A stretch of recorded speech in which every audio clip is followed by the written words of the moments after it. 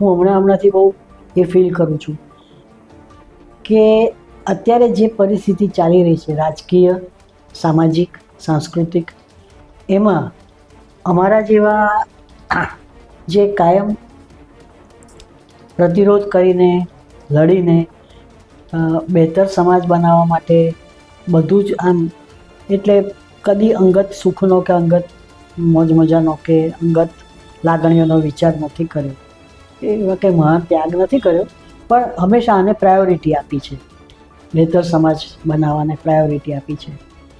એ લોકોને માટે અત્યારે બહુ જ ક્રિટિકલ પ્રશ્ન એ છે કે અમે જિંદગીભર આ નર્મદા બચાવો આંદોલન કર્યું, આદિવાસીઓને જમીન મળવી જોઈએ કે ન જમીન જવી જોઈએ, કે એમના ઘર ડૂબાડવા ન જવા જોઈએ, એ લડત તો લડ્યા, પણ આ તો વિશ્વનું ઊંચામાં ઊંચું પૂતળું થઈને બેઠું, અને આજુબાજુમાં તો આટલા બાગ બગીચાની હોટલો થઈ.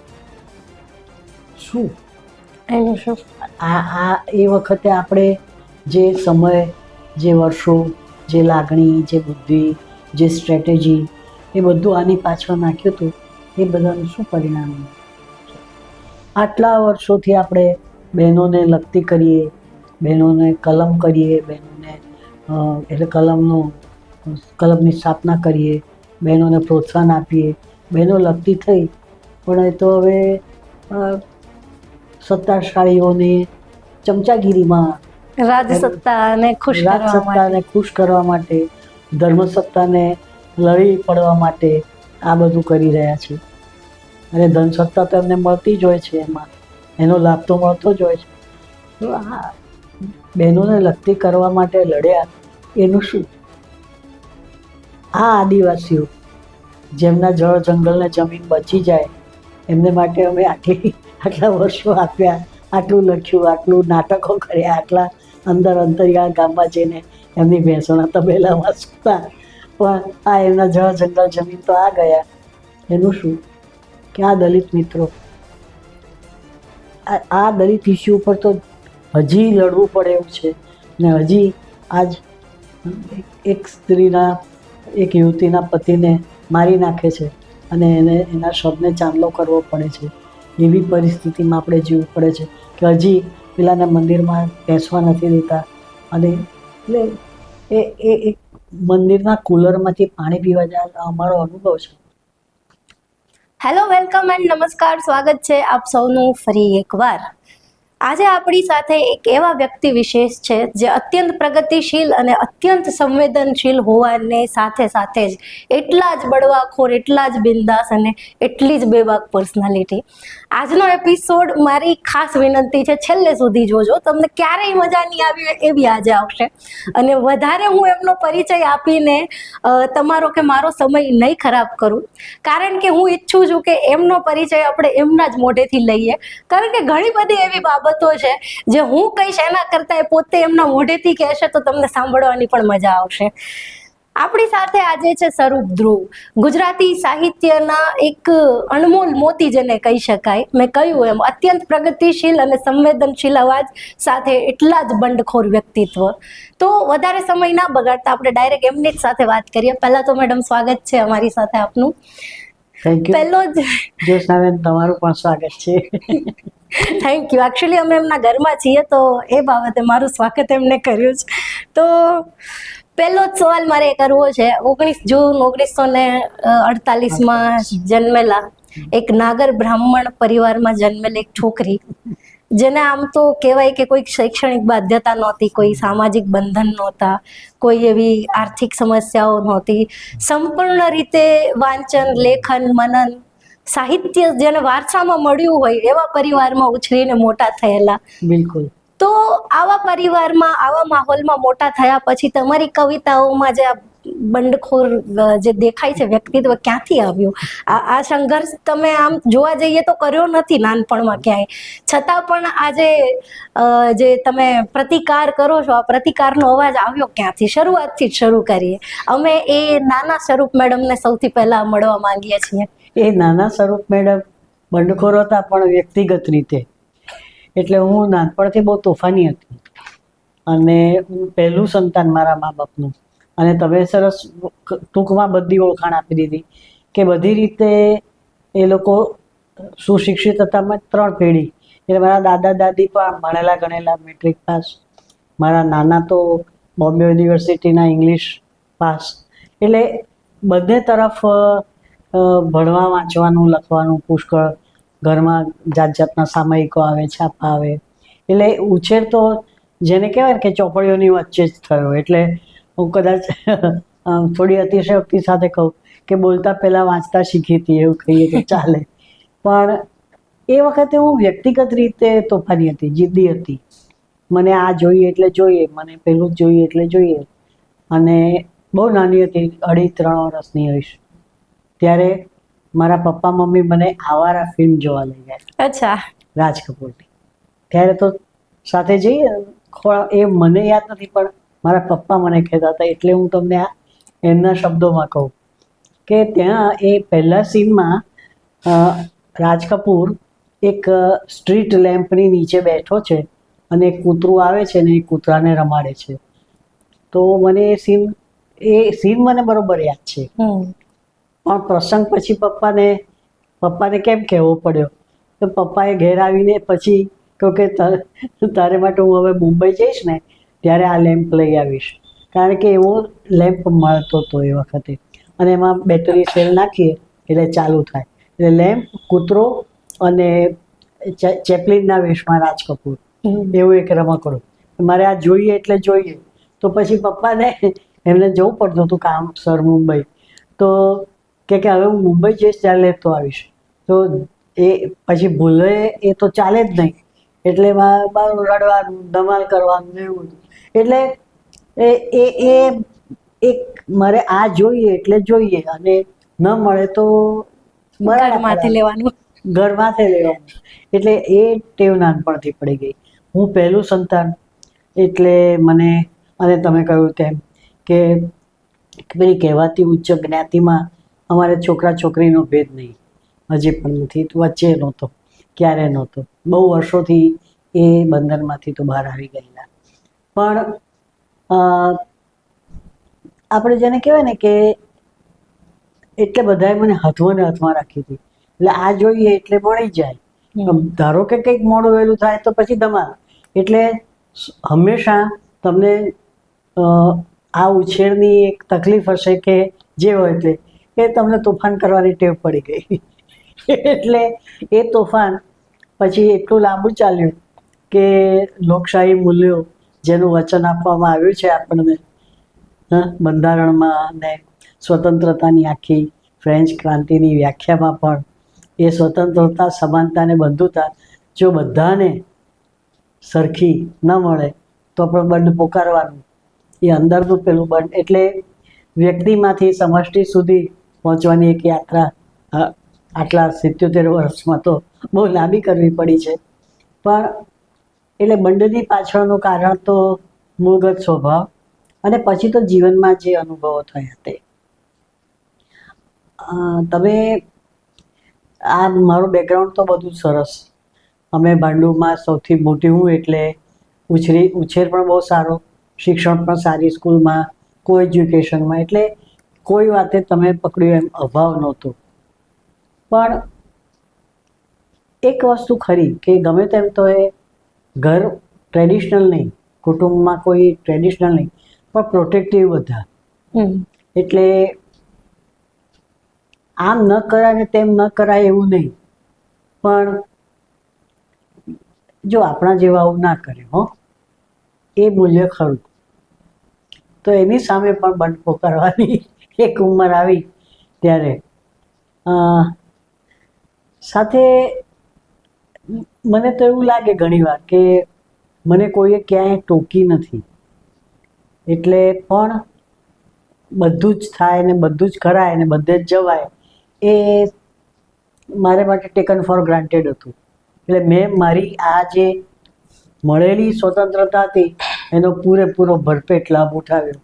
તે જન્મથી માંડીને આજની તારીખ સુધી મારા આચાર, વિચાર, બિહેવિયર, મારી વિચારસરણીમાં પણ ઘરમાં તમે થોડુંક કંઈક મોટા જોયા હશે તો ઘરમાં તો વૈષ્ણવ સંસ્કાર પણ ખરા, અને પેલી કહેવાતી નાગર જ્ઞાતિમાં છું, એટલે મને ખબર નહોતી કે હું આ જ જ્ઞાતિમાં જન્મીશ, પણ આવી ગઈ. તો એટલે અમારા પેલા ઈષ્ટદેવ હાટકેશ્વર મહાદેવ વડનગર વડનગર. પણ એટલે ઘરમાં બધું ચાલતું હોય, પૂજા પાઠ આ તે, પણ અને નાનપણમાં દેખાદેખી, અને હું પહેલી છોકરી, એટલે પછી બાકીની મારાથી નાની 3 બહેનો, તો એ લોકોને માટે કંઈ વ્રત ઉપવાસ ગૌરવ એવું બધું કંઈક હતું નહીં ફરજિયાત, એમને કરવું હોય તો કરે, પણ મારે માટે એ લોકોના મમ્મી પપ્પાને બા માસી દાદીમાના બહેનો એ બધા પણ હતા, એટલે એ લોકોને એમ કે આદિ ગૌરવ બધી શણગારી, એટલે મેં 5 ગૌરવ કરી છે. અચ્છા. અને બહુ મસ્તીથી કરી છે. અને નાનપણમાં ઘરમાં કથા કીર્તન વાર્તા બધું ચાલતું હોય, દાદીમાની આંગળી પકડીને હું વૈષ્ણવ હવેલીઓમાં ગઈ છું, અને દાદાજીને સાથે મોટા મોટા મંદિરોમાં ગઈ છું, અમદાવાદની બહાર ને છેક મહારાષ્ટ્રમાં પંઢરપુરના વિઠોબાના દર્શન પણ કર્યા છે. એટલે એ આજુબાજુમાં વૈષ્ણવ અને જેને કહેવાય કે ધાર્મિક સનાતનની વાતાવરણ ખરું, પણ મારા ઉપર બહુ રંગ ચડ્યો નહીં હોય, શી ખબર, આપણે બધું જોયું.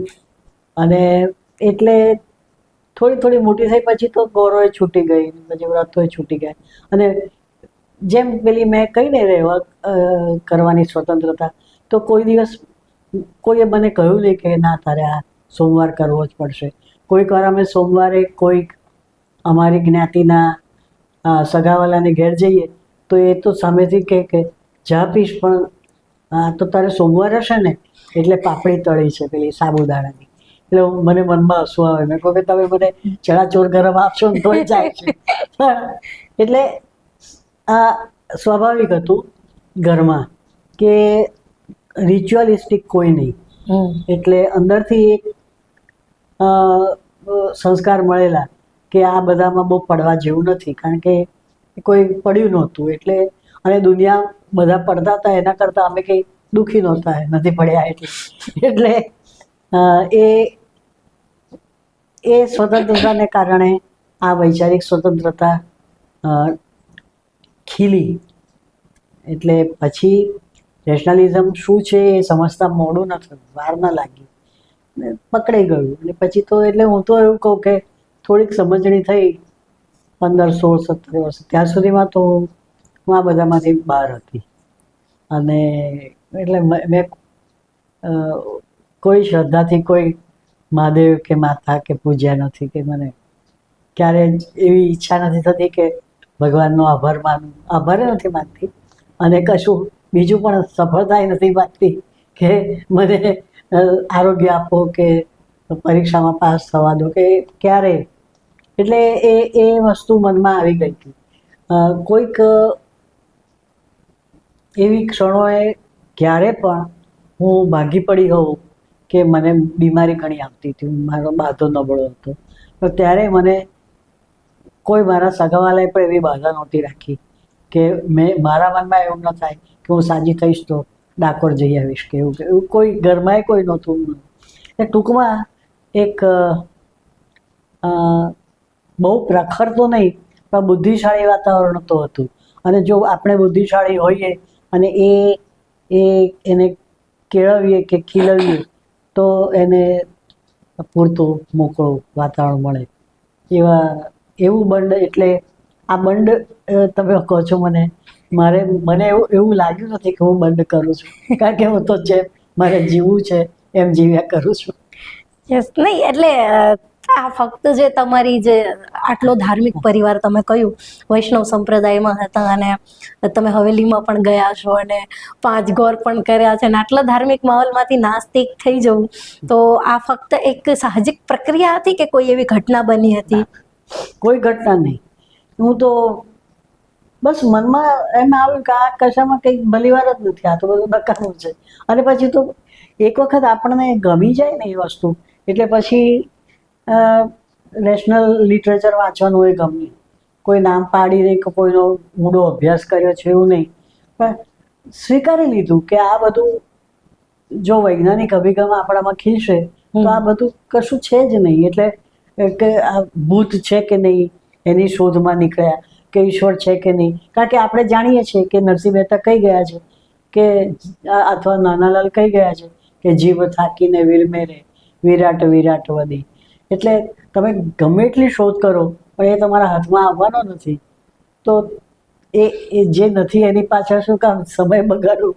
એટલે પછી તો વૈજ્ઞાનિક તથ્યો તરફ અને આ આપણે જેને કહીએ કે પેલું બ્લેક હોલ થિયરી આખી, કે ડાર્વિનનો માનવ ઉત્ક્રાંતિનો સિદ્ધાંત, કે ગેલિલિયોએ આપણને જે મોટી ભેટ આપી, એ બધું વાંચતા થયા. એ બધું નાનપણમાં જે વાંચતી હતી એમાં બધું આવતું જ પણ ખરું. એ વખતે રમકડું કે ચાંદા મામા કે બધું, એમાં ચાંદા મામામાં વધારે ધાર્મિક ને એવું બધું આવતું, પણ રમકડું, બાલમિત્ર, બાલોદ્યાન, એ બધા મેગેઝિનોમાં થોડો થોડો કિશોરાવસ્થામાં જે વૈજ્ઞાનિક અભિગમ જરૂરી છે એ બધો મળતો રહ્યો હતો. એટલે એ પણ ખાતર પાણી થતું રહેતું હતું. એટલે એકદમ ભગવાનની ખોજમાં નીકળી પડવાનું વલણ ક્યારેય નહોતું. એટલે નાસ્તિક બનવું એ આ ક્રમમાં સ્વાભાવિક હતું કે તમે પરિપક્વ થાઓ, તમે મોટા થાઓ, તમે જુઓ, તમે વૈજ્ઞાનિક અભિગમ તમારા સાથે, અને આટલી બધી શોધો છે, આપણે આંગળીના ટેરવે બધું છે. અને મેડિકલ સાયન્સને પણ તમે આગળ વધતું જુઓ છો ને, કે હવે અસાધ્ય કહેવાતા રોગો સાધ્ય થયા છે. એટલે મારા નાની ટીબીમાં ગુજરી ગયા હતા, પણ હવે સ્ત્રીઓને કે કોઈને પણ એવી રીતે પછી સુવા રોગ થતા હતા પહેલાં. એટલે કે સુવાવડી સ્ત્રીઓને પૂરતું પોષણ ન મળ્યું હોય, એમનું જે એટલે હિમોગ્લોબિન ઘટી ગયું હોય, આપણે જોઈએ છીએ. એ નથી એવું નથી. અને ગરીબ તબક્કામાં તો બહેનો બહુ ફિક્કી છે, એમને પૂરતો ખોરાક નથી મળતો. આપણે જાણીએ છીએ કે આ દેશમાં કેટલા બધા લોકો રેશન ઉપર જીવે છે. એટલે પૂરતું પોષણ અને પૂરતું આપણે જેને કહીએ કે જેટલું શિક્ષણ જરૂરી છે એટલું શારીરિક પોષણ પણ જરૂરી જ છે. એટલે એ નથી મળતું. કેટલા બધા ગરીબોની વચ્ચે છીએ આપણે, અને છતાં પણ એનું કારણ કંઈ કોઈ શાપ કે કોઈ દુષ્કાળ કે કોઈ ભગવાન કે કોઈની હાય લાગી, એવા બધામાં મન ન રહ્યું સંભાવ. એટલે આ ક્રમમાં જ પછી તો આવતું ગયું. ને પછી તો મિત્ર વર્તુળમાં પણ બધા રેશનલ મિત્રો મળતા ગયા. અને હવે તો આપણે એટલે સત્યપ્રકાશ કે સત્યાર્થ પ્રકાશ કે કરસનદાસ મૂળજી એ બધું સ્કૂલના સમયમાં વાંચતા હતા તો એ સાચું લાગતું હતું, સારું લાગતું હતું, ગમતું હતું. તો પછી મોટા થઈએ તો પછી તો એમના લખેલા નાના નાના નાટકો છે એ પણ અહીંયા સત્યશોધક મંડળીના એ બધા વાંચવા મળે. એટલે એ જેને મારી જેમ વાંચવાની ભૂખ હોય ને એ બધું વાંચે. એટલે ભલે હું સાહિત્યમાં ગ્રેજ્યુએટ, પોસ્ટ ગ્રેજ્યુએટ, પીએચડી થઈ, પણ હું બધું પરચુરણ બધું વાંચું. એટલે એમ થયું કે આ અભિગમ વિસ્તર્યો છે તો છેક સુધી વિસ્તર્યો છે. નાસ્તિકતા વિશે કરીએ આપણે આગળ થોડી વધારે ડીપમાં વાત. પણ મેં જે તમને પહેલા પ્રશ્ન પૂછ્યો હતો ને, અને વારંવાર જે શબ્દ આવે છે બંડખોર, એ સવાલ મારા મગજમાં કેમ આવ્યો એનું તમને રીઝન કહું. તમારી એક રચના છે, એમાં છે કેવા કેવા બંધન મને બાંધ્યા રે સાહેલડી, હું તું ખેલતી ને આપી દીધા દોરડા, ખૂંદવાતા ડુંગરાને સોંપી દીધા ખોરડા. આ ક્યાંથી આવે? મતલબ જે વ્યક્તિને બંધનમાં રાખી હોય કોઈ ગામડાની, કે હું જે સમાજમાંથી આવું છું, આહિર સમાજમાં, એવું કોઈ વાતાવરણ હોય, બેકગ્રાઉન્ડ હોય, એ ત્યાંથી આ વસ્તુ સહજ નીકળે. તમે જ્યાંથી આવો છો, જે માહોલમાંથી, ત્યાંથી આ વસ્તુ કઈ રીતે નીકળી? આ મારો સવાલ હતો. હા, એટલે બે વસ્તુ છે કે સર્જન, એટલે આપણે ત્યાં એવું કહેવાય કે જેણે જોડો પહેર્યો હોય એને ડંખે. એટલે આ સિદ્ધાંતના કારણે સ્ત્રીને વિશે કે સ્ત્રીની પીડાને વિશે સ્ત્રી જ લખી શકે. તમે કહ્યું એમ, જેણે આ પીડા વેઠી છે, જેમની આજુબાજુ સમાજે બંધન નાખ્યા છે, બેડી નાખી છે, એ જ આ કવિતા લખી શકે. કે જેણે અસ્પૃશ્યતાનું અપમાન વેઠ્યું છે એ જ દલિત સાહિત્ય લખી શકે, કે જેના જંગલો કપાયા છે એ જ આદિવાસી જંગલને રોઈ શકે. એ એ એક વિચારસરણી છે. પણ એની સામે બીજી વિચારસરણી છે કે હું આ હંમેશા દાખલો આપું છું કે લૈલા મજનૂનું નામ તો તમે સાંભળ્યું છે, એની દંતકથા, કે લૈલાના પ્રેમમાં પડેલા મજનૂને લૈલાના કુટુંબીજનોએ પકડીને માર્યો, અને ખાસ કરીને એની પીઠે જે સાટકા ચાબુક માર્યા તો એના સોળ લૈલાની પીઠ પર પડ્યા હતા. એટલે મારતા હતા મજનૂને, પણ સોળ લૈલાની પીઠે પડતા હતા. એટલે અને આપણે ત્યાં નરસિંહ મહેતા પણ કહી ગયા છે કે વૈષ્ણવજન તો તેને રે કહીએ, નાનપણમાં ભલે ચરણામૃત પીધું હોય પણ હું વૈષ્ણવજન બીજી રીતની થવા માટે પ્રયત્ન કરી, આખી જિંદગી કરું છું, અને એવી હજી પૂરેપૂરી છું કે નહીં મને ખબર નથી, પણ એટલું તો ખરું કે પીડ પરાઈ, એ જે પીડ પરાઈ જાણે રહે છે, તો પીડ પરાઈ ન ભલે સર્જકો પાસે જેમ સર્જન કળા છે ને એમ બીજી સૌથી પહેલી છે ને તે હું નાટ્ય લેખક પણ છું, બહુ નાટકો લખ્યા છે, કર્યા છે, ભજવ્યા છે બધું. તો નાટકનું એક સૌથી મોટું લક્ષણ એ છે સારા એક્ટરનું, સારા લેખકનું, સારા દિગ્દર્શકનું, કે તમે ઓબ્ઝર્વેશન કરો. તો મેં આ નથી જોયું, સ્ત્રીઓને બંધનમાં પડેલી નથી જોઈ. મારા ઘરમાં નહીં હોય પણ મારી દાદીમાં તો હતી જ, કે મારી મા કે મારી નાની બહેનને રમાડવા માટે જે બેબી આવતી હતી, આયા એ એના ઘેરથી આવે ને 7 વાગે એટલે મારે ઘેરથી એને ઘેર પાછા પહોંચી જ જવાનું. નાનપણમાં પેલી સિન્ડ્રેલાની વાર્તા પણ વાંચી હતી, એટલે એ ખબર છે કે બહારના ટકોરા થાય એટલે ઘરમાં પહોંચી જવાનું. એટલે એ સિન્ડ્રેલા તો મારી કક્ષાના છોકરાઓ સિન્ડ્રેલાની વાર્તાને એ બધું વાંચતા હતા, પણ એમાંથી આ યાદ રહી ગયું હતું કે આટલા ટાઈમ પછી જો ઘેર જશો તો તમારા સુંદર રૂપા વસ્ત્ર ચિત્ર થઈ જશે. એટલે એ ખબર તો હતી કે છોકરીઓને આ બંધન છે સ્ત્રીઓને, કે આજુબાજુ જોતા હતા કે મારા વૈષ્ણવ દાદીમાં અમારા ઘેર સફાઈ કરવા આવતા, એ બેનને માટે કપ જુદો રાખતા હતા, ચા આપવાની રોજ, એ રોજ વાળવા આવે ત્યારે ચા આપવાની ને રોટલી પણ આપવાની, એમ જોઈતો હોય તો અથાણું પણ આપવાનું, પણ એનો કપ જુદો રાખવાનો. તો આ બધું જોઈને જે વિચારો આવ્યા, અને પછી મારે કોઈને પૂછવા નહોતું જવું પડ્યું, હું જોતી હતી અને વાંચતી હતી, બહુ વાંચતી હતી. તો મને એ વખતે ખબર પડી હતી, એ વખતે બાળપણના ગાંધીજીના સંસ્મરણો વાંચ્યા હતા નાની હતી ત્યારે, કે એ ઉકાને કેવી રીતે એમના ઘરમાં એને સફાઈ કામદારની સાથે જે અનુભવ હતા, એ મારા પણ અનુભવ હતા કે મારે ત્યાં જે સફાઈ કામદાર આવતા એ લોકોને અમે અધ્ધરથી રોટલી આપતા, અથાણાની વાડકી જુદી કાઢી આપતા, અને કપ પેલો ઉપરથી અભરાઈએથી કાઢીને આપતા. એટલે આ જોતી હતી હું, અને ત્યારે મને ખરાબ તો લાગતું હતું, પણ એ વખતે હું જોતી હતી.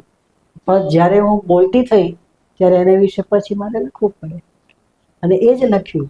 અને એ આ પરિસ્થિતિ દૂર થાય એવું આચરણ પણ ઘરમાં કરીએ, કે હવે ઘરમાં કામ કરવા જે આવે છે, કામ કરવા તો આવે છે ઘરમાં, પણ એને અહીંયા બેસવું હોય તો બેસી જ શકે છે, એ ભય નથી બેસતી, એની સાથે વાતે કરીએ છીએ, એની ખબરે પૂછીએ છીએ. એટલે પીડ પરાઈ એ કદાચ મુખ્ય સૂત્ર છે. યસ, એટલા માટે જ મેં જે શબ્દ પ્રયોગ કર્યો હતો કે પ્રખર પ્રગતિશીલ સાથે એટલા જ સંવેદનશીલ. એટલે પીડ પરાઈ એ જ જાણી શકે જે સંવેદનશીલ હોય. બાકી તો જેને બધું જ મળ્યું હોય અને આટલું સરસ વાતાવરણ મળ્યું હોય, બહુ સોફિસ્ટિકેટેડ કવિતાઓ એમની હોય છે. એમની કવિતાઓમાં આ પ્રકારનું ઊંડાણ, આ પ્રકારની કોઈની પીડા, આ પ્રકારનું સામાજિક સત્ય બહુ આમ ઓછું દેખાય. ના, એટલે હું પણ પહેલાં મેં લખવાની શરૂઆત કરી ત્યારે હું, જો કે મેં કોઈ દાડો ફૂલોની કે ચાંદનીની કે પ્રકૃતિ વર્ણન એવું બધું, એમાં પણ હું જ વાત કરતી હતી એક કવિ તરીકે, મારા હાથની વાત એ મારો પહેલો કાવ્ય Yes. સંગ્રહ 81 કે 82 પ્રગટ થયો હતો. એટલે ગયા દાયકાની, એટલે લગભગ હું 71-72 કવિતા જેવું કહેવાય એવું લખતી હતી. પછી 10 વર્ષે પહેલો સંગ્રહ બહાર પડ્યો. તો એમાં જે કવિતાઓ હતી એ એક સ્ત્રીની જ વાત હતી, પણ એ કેવી, એમાં આ બધા સામાજિક પ્રશ્નોનો કોઈ સામનો નહોતો, પણ સાયકોલોજીકલ પ્રશ્નો. એટલે એક વ્યક્તિ એકલી હોય તો કેવી રીતે એને કયા કયા પેલા શું કહેવાય, એને માનસિક વમળોમાંથી કેવી રીતે પસાર થવું પડે છે, રિલેશનશિપ એને કેવી રીતે નડે છે, અથવા તો એ રિલેટ થઈ શકે છે કે નહીં. ઘણીવાર વ્યક્તિ એટલી બધી આત્મનિર્ભર થઈ જાય કે એને બીજા માણસની જરૂર જ ના પડે. અને ધારો કે જો એ ક્યાંક એવી રીતે એનો પગ ખેંચાયો, એનું આકર્ષણ થયું, તો એને પછી ધક્કા પડે ત્યારે એને શું થાય. એટલે એ બધી કવિતાઓ મારા આજની વાતમાં આવતી હતી. એ વખતે હું ગઝલો પણ બહુ લખતી હતી.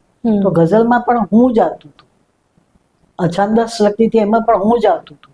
એટલે વ્યક્તિથી સમષ્ટિ સુધી પહોંચવાની મથામણ વિચારમાં, આચારમાં અને શબ્દોમાં પણ. એટલે એ તમને અત્યારની એટલે પછીની કવિતાઓ, એટલે લગભગ 80-81 પછીની મારી કવિતાઓ અને એ પહેલાની 71 થી 81 સુધીની, એમાં આ ફેર છે કે પેલી વ્યક્તિ,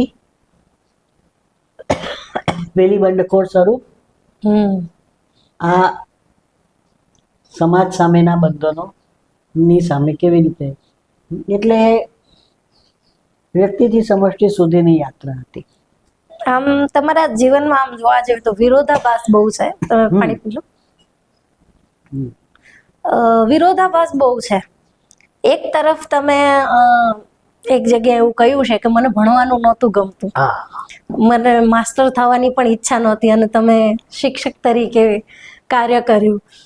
એવા કેટલાય વિરોધાભાસ તમારી જિંદગીમાં છે. તો આનું શું કારણ? પહેલું આ સરસ તમે સવાલ પૂછ્યો, કોઈ મને પૂછતું નથી. મને ખરેખર ભણવું નહોતું ગમતું અને હું અઠવાડિયામાં 4 રજા પાડતી હતી. અને કોઈ દાડો હું પેટમાં દુખવાની ફરિયાદ કરતી હતી, કોઈ દાડો હું કંપાસની અંદર મારો અંગૂઠો બચાડી દઉં જાતે લોહી કાઢું, મારે નથી જવું સ્કૂલે, મારે પરીક્ષા નથી આપવી. અને પછી ઘરમાં થોડુંક રડીએ એટલે, તો મેં તમને કહ્યું ને, થોડું રડીએ એટલે રડીને રાજ કર્યું છે મેં તો નાનપણ. અને પછી હું શું કરતી, ત્યાં મારા ઘરમાં મોટું ઘર હતું શહેરમાં, અમે જતા ને ત્યાં, કાં તો અહીંયા આવે પછી અહીંયા વાર્તાની ચોપડીઓ વાંચું, રમકડુંથી માંડીને રાજાધિરાજ પણ આવી રીતે વાંચ્યા છે. એટલે મને ભણવું નહોતું ગમતું. અને મેં હવે તમને કહું કે હું શિક્ષક થઈ તો હું શિક્ષક કેવી થઈ. ભણવું નહોતું ગમતું છતાં પણ ભણી, અને બહુ સારી રીતે ભણી. અને અમદાવાદની સરસ કો એજ્યુકેશન સ્કૂલ મારી સ્વસ્તિક શિશુ વિહાર, અને ત્યાં હું એવું લખતી ને ભણતી કે મારા નિબંધો આગળના ધોરણમાં પણ વંચાય. અને હજી મારા ગુજરાતીના જે શિક્ષિકા બેન છે હજી છે, 88-89 વર્ષના છે, પણ એ મને મારા ઉપર ફોન ઉપર વાત કરે ત્યારે કાયમ બહુ જ વાત્સલ્યથી વાત કરે કે તું મારી સૌથી શ્રેષ્ઠ વિદ્યાર્થીની. એટલે મને ભણવું જ નહોતું ગમતું છતાં પણ હું શ્રેષ્ઠ વિદ્યાર્થી. એટલે આ પણ બહુ મોટો વિરોધાભાસ. પછી BA કર્યું, MA કર્યું, PhD કર્યું. કેમ કર્યું? એક, મારે શિક્ષક તો નથી, મારે પ્રોફેસર નથી બનવું.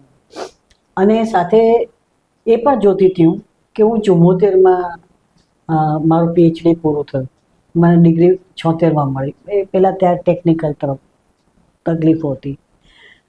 તે દરમિયાનમાં નવનિર્માણ થયું. અને પછી જે કોલેજોમાં પેલું શું કહેવાય, એક્ઝામ આપ્યા વગર વિદ્યાર્થી આંદોલન તો થયા હતા, પણ એના પરિણામે પરીક્ષાઓ લીધા વગર પણ બધાને અપગ્રેડ કરે છે. અને સાથે સાથે અનામત વિરોધી આંદોલન પણ શરૂ થયું હતું. એટલે સુપર ન્યુમરી શિક્ષકોની ફાજલ શિક્ષકોને કાઢી નાખતા હતા. અને કોલેજોમાંથી પણ ઘણા શિક્ષકોને હાઈસ્કૂલમાં ભણાવવા માટે જવું પડતું હતું. એટલે શિક્ષણનું એક પ્રકારનું પછી તો હું સમજણી થઈ હતી ને, નાનપણમાં નહોતું ગમતું એનું કોઈ કારણ જ નહોતું, મને નહોતું ગમતું, મારી સ્વતંત્રતા જૂટવાતી હતી, નિશાળમાં જઈને બેસવું નહોતું ગમતું, કોઈની જોડે વાત કરવી, એને બદલે હું અહીંયા રમકડું ના વાંચું એમ. પણ પછી તો ધીમે ધીમે લોજિક મળવા માંડ્યું કે મને આ સિસ્ટમ નથી ગમતી, મને આ ક્લાસરૂમ શિક્ષણ નથી ગમતું, મને આ ટેક્સ્ટબુક શિક્ષણ નથી ગમતું, આ પરીક્ષા પદ્ધતિ, સૌથી વાંધો મને પરીક્ષા પદ્ધતિ માટે હતો. ગોખણિયું શિક્ષણ. ગોખણિયું શિક્ષણ એ વખતે એટલું બધું ગોખતા નહોતા, પણ તોય ગોખતા હતા. પણ પરીક્ષા પદ્ધતિ પછી ગાઈડો વાંચીને પછી પરીક્ષા આપવાની, અને તમે આખું વર્ષ ભણ્યા પણ 3 જ કલાકમાં તમારે પરીક્ષામાં તમારી શ્રેષ્ઠતા પુરવાર કરવાની. એટલે આ બધું લોજિક મને નાનપણથી મળતું ગયું. હું જાત સાથે બહુ વાત કરું ને આવી રીતે ને વાંચું અને મનમાં ઝઘડા કરું કે કેમ આમ, અને છતાં પણ મારે તો એ સિસ્ટમમાં પડવું જ પડ્યું હતું. એટલે મને થાય કે શું કરવા ને આમાં. એટલે ફોર્મલ શિક્ષણ, આખી જે ફોર્મલ એજ્યુકેશન પદ્ધતિ છે, વૈદિક શિક્ષણ પદ્ધતિ, પરીક્ષા પદ્ધતિ, 11 થી 5ની કે 7 થી 12ની સ્કૂલ પીરિયડ પદ્ધતિ, આ બધા વિશે મને ભયંકર વાંધો, અને બધાને માટે હું દલીલ આપી શકું. એટલે મને એક માણસ સૌથી વધારે ગમતો, રવિન્દ્રનાથ ટાગોર. એમણે શાંતિનિકેતનમાં જે રીતે, અને આ શ્રેયસ થોડું મારા સમયમાં શ્રેયસ એ રીતે ચાલતું હતું. માતા પિતાએ શ્રેયસમાં મને કેમ ન મૂકી એનો હું કાયમ એમની જોડે ઝઘડો કરતી હતી. બસ કે દૂર હતું અને મોંઘું પણ હતું. એટલે અમે જે મધ્યમ વર્ગમાં હતા એના કરતાં થોડુંક મોંઘું હતું. નહીં તો હું ચોક્કસ શાંતિનિકેતનમાં ગઈ હોત.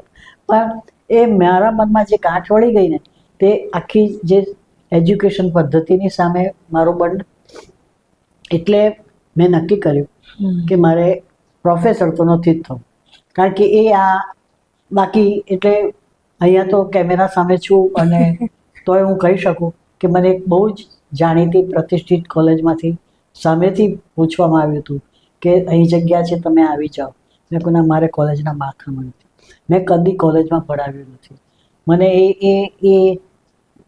એ કરિક્યુલમ ને એક્ઝામ્સ ને ટેસ્ટ ને આખી એ પદ્ધતિનો જ મને વાંધો. એટલે એ બધું લોજિક આપીને મેં કહ્યું કે ના, મારે તમારી કોલેજમાં નથી. હવે અને છતાં તમે મને કહ્યું કે તમે શિક્ષક થયા, હું શું ભણાવતી હતી તમને ખબર છે? હું નોન ગુજરાતી સ્પીકિંગ ભારતીય અને વિદેશી લોકોને ગુજરાતી ભાષા એટલે વ્યાકરણ, સાહિત્ય, થોડું ઘણું સાહિત્ય, જીવનલક્ષી સાહિત્ય, અને ખાસ કરીને આપણે જેને કહીએ કે સબાલ્ટર્ન સાહિત્ય એટલે વંચિતો વિશે લખાયેલું સાહિત્ય, અને એને વધારે એન્હાન્સ કરે, એને વધારે પોષે, એમની ભાષા પાકી થાય, એમના સામાજિક નિસ્બત, ગુજરાત વિશેના પ્રશ્નોને લગતી નાની નાની નાટિકાઓ, એ બધું કરાવતી હતી. અને પછી વધારે સરસ કે એ લોકોના અભ્યાસક્રમમાં મેં ગુજરાતી સંસ્કૃતિ, કેમ કે તમે આ જેસુઇટ પાદરીઓ, એટલે મેં શિક્ષણ ત્યાં આપવાનું શરૂ કર્યું હતું. એમાં કોઈ ફોર્મલ એ નહોતા, ટ્યુશનની જેમ ક્લાસ સવારે 8 થી 12 ભણાવું. તો એમાં આવી રીતે વ્યાકરણ પણ ભણાવું, આવું સામાજિક નિસ્બતવાળું સાહિત્ય ભણાવું, અને પછી સંસ્કૃતિનો અભ્યાસક્રમ પણ અમે દાખલ કર્યો હતો. તો એ ગુજરાતની સંસ્કૃતિ, ભારતીય સંસ્કૃતિ, મુખ્ય પ્રવાહની એટલે કે હિન્દુ સંસ્કૃતિ, હિન્દુ ધર્મ અને બીજા ધર્મો, એટલે એ નિમિત્તે મેં બધા ધર્મોનો અભ્યાસ પણ કર્યો. અને શા માટે હિન્દુ ધર્મની સામે શું કોળ, કારણ કે હું તો ખ્રિસ્તીઓની સાથે કામ કરતી હતી ને, પાદરીઓ સાથે, તો વટાળ પ્રવૃત્તિ વિશે તો એમની સાથે એ જોડાયેલું જ છે શબ્દ. તો શા માટે આ હિન્દુ ધર્મમાંથી લોકો ખ્રિસ્તી ધર્મ પાળતા થયા? કવિ કાંત કેમ ખ્રિસ્તી ધર્મની દીક્ષા લીધી? તો અનુભવે વાંચીને, એ લોકોની સાથે વાત કરીને, એ લોકોની જગ્યાઓ, મેં ગુજરાતના બધા મિશન સ્ટેશનોમાં હું ગઈ છું, એટલે કેથોલિક મિશન સ્ટેશન, એમની સાથે વાત કરી છે, આદિવાસીઓ સાથે કામ કરે એમની સાથે વાત કરી છે, અને જોયું કે ના, આ હિન્દુ ધર્મની સામેનો વિરોધ નથી, પણ હિન્દુ ધર્મ જેમનું શોષણ કરે છે એમની શોષણની સામે મુક્તિ મેળવવાનો એક, આપણે જેને કહેવાય ને કે એક એસ્કેપ છે, એ ધર્મ પરિવર્તન એ શોષણમાંથી મુક્ત થવાનો એક એસ્કેપ છે. અને માર્ક્સ કહેતા હતા એમ કે જ્યાં સુધી દુઃખ હશે ત્યાં સુધી દુઃખની દવાની જરૂર હશે. અફીણની ગોળી તમારી પીડાનો શમન કરશે.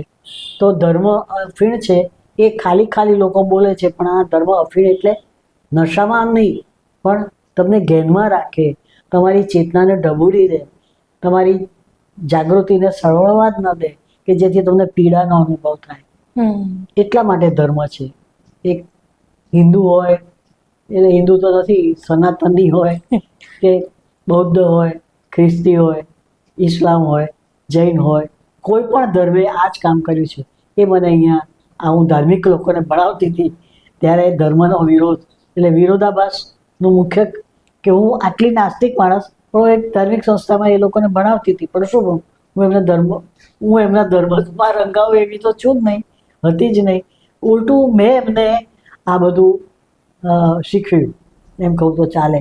એમને હિન્દુ ધર્મના પાઠ અમે લેતા હતા, સાથે સાથે ગુજરાતના બધા જ તીર્થધામોમાં. મારા ઘરમાં કોઈ નથી ગયું એટલી વાર. મેં અહીંયા 32 વર્ષ નોકરી કરી પ્રેમ જ્યોતિમાં ખ્રિસ્તી પાદરીઓ સાથે.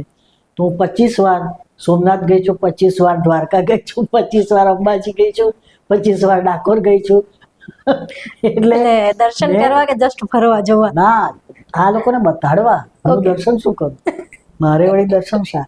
હું તો બે કે એક તો જોવા કે આ તીર્થધામો કેવી રીતે ચાલે છે, અને તમે બીજા ધર્મ કે બીજી શ્રદ્ધામાંથી આવો છો તો આ અન્ય ધર્મની શ્રદ્ધા કેવી રીતે તમને પ્રગટ થતી દેખાય છે, આ વિધિ વિધાન કેવા છે, પૂજા વિધિ કેવી છે.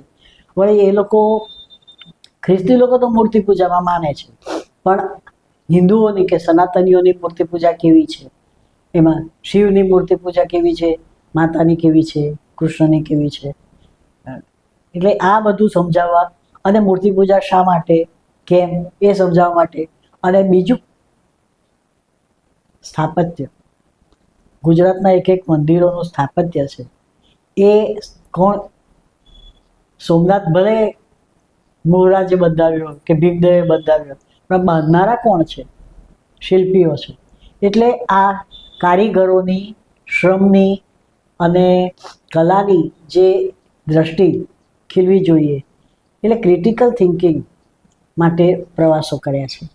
અને આ ક્રિટિકલ થિંકિંગની સાથે સાથે સૌંદર્યબોધ. સૌંદર્યબોધ એટલે માત્ર અપ્સરાઓની મૂર્તિઓ જોઈને રાજી નહીં થવાનું, પણ આ અપ્સરાઓની મૂર્તિ આટલી હસતી, આટલી સુંદર જો કોઈ કરી શકતું હોય તો એની અંદર કયું પરિબળ છે? શ્રદ્ધાનું પરિબળ છે, એને મહેનતાણું યોગ્ય મળે છે એનું પરિબળ છે, કે એની અંદર પણ કંઈક છે, એક અભિપ્સા, એને પેલી અપ્સરાઓને હસતી બતાડી શકે છે.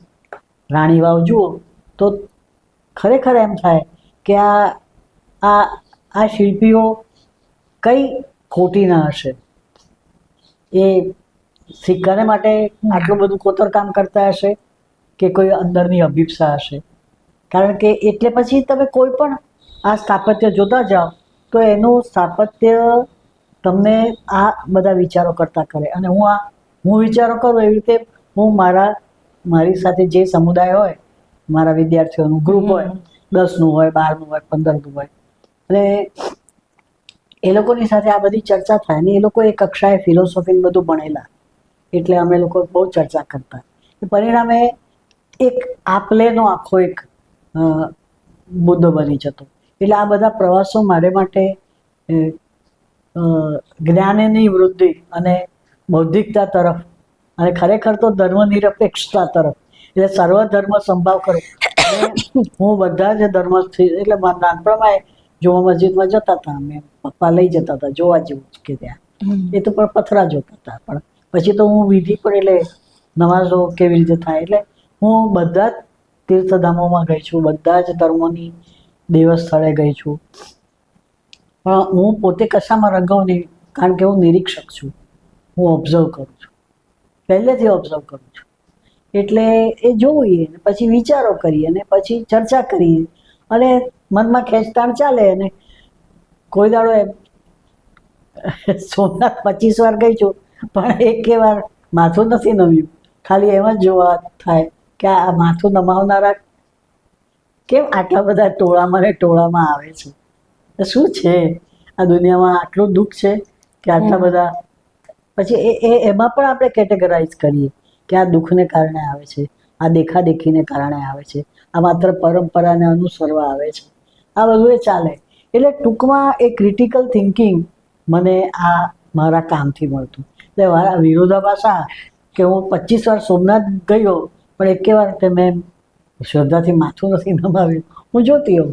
એટલે સૌથી મોટો વિરોધાભાસ તો મને હમણાં એ લાગ્યો કે આપણે ત્યાં વર્તમાનમાં એવું કહેવાય છે કે ખ્રિસ્તીઓ વટાળ પ્રવૃત્તિ કરે છે, કે મુસ્લિમો જે છે દલિતો અને આદિવાસીઓને પોતાના ધર્મમાં જબરજસ્તી ધર્માંતરણ કરે છે. ત્યારે મેં હમણાં એક વિરોધાભાસ સૌથી મોટો એ જોયો કે એક નાસ્તિક વ્યક્તિ, જન્મથી હિન્દુ વ્યક્તિ, એ ખ્રિસ્તીઓને લઈને હિન્દુ ધર્મ સ્થાનોમાં ફરે છે, એ પણ આટલી વખત. અને હવે તો આગળ કહું તો માત્ર ખ્રિસ્તીઓને નહીં, મુસલમાનોને પણ, કારણ કે બધાને ખબર પડી એનજીઓઝમાં ને બધા 2002 પછી પણ કે ભાઈ કંઈક સમન્વય કરવો હશે. તમે શબનમબેનની વાત કરીને તો એવા લોકો પણ મને આમંત્રણ આપતા અને હું એનજીઓના મિત્રોને પણ બધે લઈ જતી હતી. એટલે એમાં મુસ્લિમો પણ હોય, ખ્રિસ્તીઓ પણ હોય અને ક્યાંક ક્યાંક એક બે જ્યુ પણ હતા અને ફોરેનર્સ આવે એ લોકોમાં તો ઘણા બધા. એટલે બૌદ્ધ પણ હતા, નાસ્તિકો પણ હતા અને ખ્રિસ્તીઓમાં પણ જે ઘણા જુદા જુદા વિભાગો છે ને, પ્રોટેસ્ટન્ટ હોય ને કેથોલિક હોય અને ચર્ચ ઓફ ઇંગ્લેન્ડના હોય. તો એવા બધા વિદ્યાર્થીઓને પણ હું તો વિદેશી એટલે કે વિધર્મી અને વિદેશી લોકો મેં હિન્દુસ્તાનો બતાડ્યા છે, મુસ્લિમ સ્થાનો બતાડ્યા. કારણ કે અમે પીરાણાએ જઈએ અને હાજીપીર પણ જઈએ કચ્છમાં, અને અહીંયા મહેસાણા પાસે આપણું ઊંઝા ત્યાં આગળ પણ છે જે સ્થાનક, ત્યાં જઈએ. એટલે ઇસ્લામ હોય કે પછી તમને પછી સરખામણી કરીએ. જુઓ ખ્રિસ્તીઓએ એક પોતાના સ્ટ્રેટેજી તરીકે હિન્દુકરણને, સનાતનીકરણને એક પોતાનું સાધન બનાવ્યું છે. તો ચર્ચમાં નીચી બેઠક, પુરોહિત પેલા જબ્બા ન પહેરે પણ ભગવી શાલ ઓઢે, કે મંદિરના સ્થાપત્ય જેવું ચર્ચનું સ્થાપત્ય. કલોલ પાસે ઊંટેશ્વરી નામનું મરિયમ માતાનું મંદિર છે. તો એ કે તે સ્થાનિકો બધા સાબરકાંઠામાં તો બધા મૂઠ પાડે ને, જે દલિતો છે કે એ જે રાવળ છે, રાવળ કોમના કે દલિત રબારી હોય, તો એ લોકોને ખ્રિસ્તી ધર્મ પ્રત્યે એમનું જે શોષણ થાય છે એમાંથી મુક્ત થવા માટે એ મરિયમ માતાને પેલી સફેદ ફ્રોકવાળી મૂર્તિ બતાડે એને બદલે લાલ સાડી અને ખોળામાં ઈસુ બાળ અને એને ઊંટ પર બેસાડેલી માતા એટલે ઊંટેશ્વરી માતા, એવું મંદિર છે આખું. અને ત્યાં બધા હિન્દુ સ્થાપત્યની જેમ છે આખું સ્થાપત્ય. એટલે એવું કેરાલામાં છે, એવું બંગાળમાં પણ છે. અને તમે રામકૃષ્ણ મિશનને જુઓ તો એ લોકો કેટલું મિશ્રણ કરે છે. તમે રામકૃષ્ણ મિશનના રાજકોટનું કે દક્ષિણેશ્વર કલકત્તાનું મંદિર જુઓ તો એ લોકોએ શિલ્પ સ્થાપત્યમાં બહુ મિશ્રણ કર્યું છે. અમુક જગ્યાએથી ચર્ચ જેવું લાગે, અમુક જગ્યાએથી ગુરુદ્વારા જેવું લાગે. એટલે આ બધું દ્રષ્ટિ હું ભારતમાં ઘણું ફરી છું. આ બધું હું જોતી જાઉં અને મારા છોકરાઓને કહેતી જાઉં. અને એમાંથી મેં લગભગ મારી કેરિયરના લગભગ છેડે એટલે 2015માં મેં સફરનામા નામના 4 પુસ્તકો લખ્યા મારા અનુભવોને. અને એ જ રીતે અમદાવાદ શહેરનામાં લખ્યું. એટલે મને આ સૌંદર્યબોધ સાથે ધર્મબોધ સાથે સામાજિક પરંપરાઓ અને સાથે સામાજિક બંધનો, વાડાબંધી, એ બધાની સામે જે કંઈ ક્રિટિકલ થિંકિંગ કરવું જોઈએ એ આ 5 પુસ્તકોમાં છે. એટલે મારું વિરોધાભાસ કરતા એક હું હંમેશા એટલે 2 ન હોય તો એકનું મહત્વ ન સમજાય. એટલે દ્વંદ્વાત્મક અભિગમ એટલે તમે રેશનલ અને ઇરેશનલ બંનેની લડાઈ કરતા જાઓ અને છેવટે ખબર છે કે રેશનલ સાચું છે. એટલે આ બધું જોતા જોતા સમજતા લડતા એટલે બંડખોરીનો એક આ પણ ચહેરો છે કે આ બંડ કરતાં પણ મારા વિદ્યાર્થીને આવડવું જોઈએ કે સોમનાથમાં જઈને એને ઘંટારોથી ગાંડા થઈને તાલીઓ નથી પાડવાની, પણ એને વિચારવાનું છે કે આ સોમનાથ 1954માં બન્યું ત્યારે નહેરુ કેમ નહોતા આવ્યા, કારણ કે એમણે એ વખતે જાહેર કર્યું હતું કે ભિલાઈ, જમશેદપુર, ભાખરા નાંગલ એ બધા આપણા નવા તીર્થધામો છે નવા ભારતના, એને મંદિર માટે એમણે પોતે સંમતિ નહોતી આપી. અને અહીંયા સોમનાથનું જ્યારે મૂર્તિ પૂજા શરૂ થઈ, પ્રાણ પ્રતિષ્ઠા, ત્યારે નહેરુ ન આવ્યા અને એમણે આ ડિક્લેર કર્યું. તો આ જે નહેરુવિયત મારો ઉછેર હતું ને, મારું વાંચન, અને મને લાગે છે કે ભારતના બધા માણસો જો આ દૃષ્ટિકોણથી આ પરંપરાને જોતા થઈ જાય ને, તો અત્યારે જે આપણે બધા જે ઘેલછા આપણને હિંસા સુધી લઈ ગઈ છે એ ન થાય. બિલકુલ. અને કદાચ આ વિરોધાભાસની જ એટલી અસર છે કે તમે રેડિકલ થિંકિંગ તરફ નથી વળ્યા, કારણ કે આવું જોવા મળે છે કે જ્યારે તમે કોઈ એક જ વિચારધારા તરફ એકદમ ઝૂકી જાઓ છો ત્યારે તમે રેડિકલાઇઝ થઈ જાઓ છો. એક્ઝેક્ટલી. હું રેડિકલ નથી, યસ, હું લિબરલ છું. બિલકુલ. અને બીજાનો દૃષ્ટિકોણ સમજવાની કોશિશ કરીએ છીએ, એ ખોટો છે કે સાચો છે નહીં, પણ એના પરિપ્રેક્ષ્યમાં કે કયા સમયમાં ઇસ્લામમાં 4 પત્નીઓ થવાનો એમનો નિયમ આવ્યો છે, કે યુદ્ધખોર આખી પ્રજા અને પોતાના લોકોને સર્વાઈવ થવા માટે વધારે લગ્ન અને વધારે સંતાનો સિવાય એમની પાસે બીજો કોઈ સામાજિક ઓપ્શન નહોતો. એટલે બહુપત્ની, બહુ સંતાન એ બધું કેમ આવ્યું? તો આ સમજતા જઈએ એટલે ધીમે ધીમે આપણે એમને સમજી લઈએ, એટલે તમારે છોડી દેવા તો છોડી દો, એ એમનું ફોડી ખાશે. એટલે આ રેશનાલિટી સાથે જે આ ફ્લેક્સિબિલિટી છે એ તમારી આ વિરોધાભાસમાંથી જ આવી છે એમ કહી શકાય. તો એટલી બધી ફ્લેક્સિબિલિટી નથી હો કે મારી કરોડરજ્જુ ચૂકી જાય. ના, એટલી હોવી પણ ના જોઈએ, અને નથી એટલે જ આપણે આજે સાથે છીએ. વેલ, આ તમારી આખી જે સફર છે આખી, ચાહે એ એક નાગર બ્રાહ્મણ પરિવારમાંથી નીકળીને એક શિક્ષક બનવા સુધીની, અને એક કહેવાય ને ધાર્મિક વાતાવરણમાંથી નીકળીને છેક નાસ્તિક બનવા સુધીની આખી સફર, આમાં તમને કોઈ તમારા જેવું મળ્યું જેને મળીને તમને એમ થયું હોય કે મારા જેવું જ છે?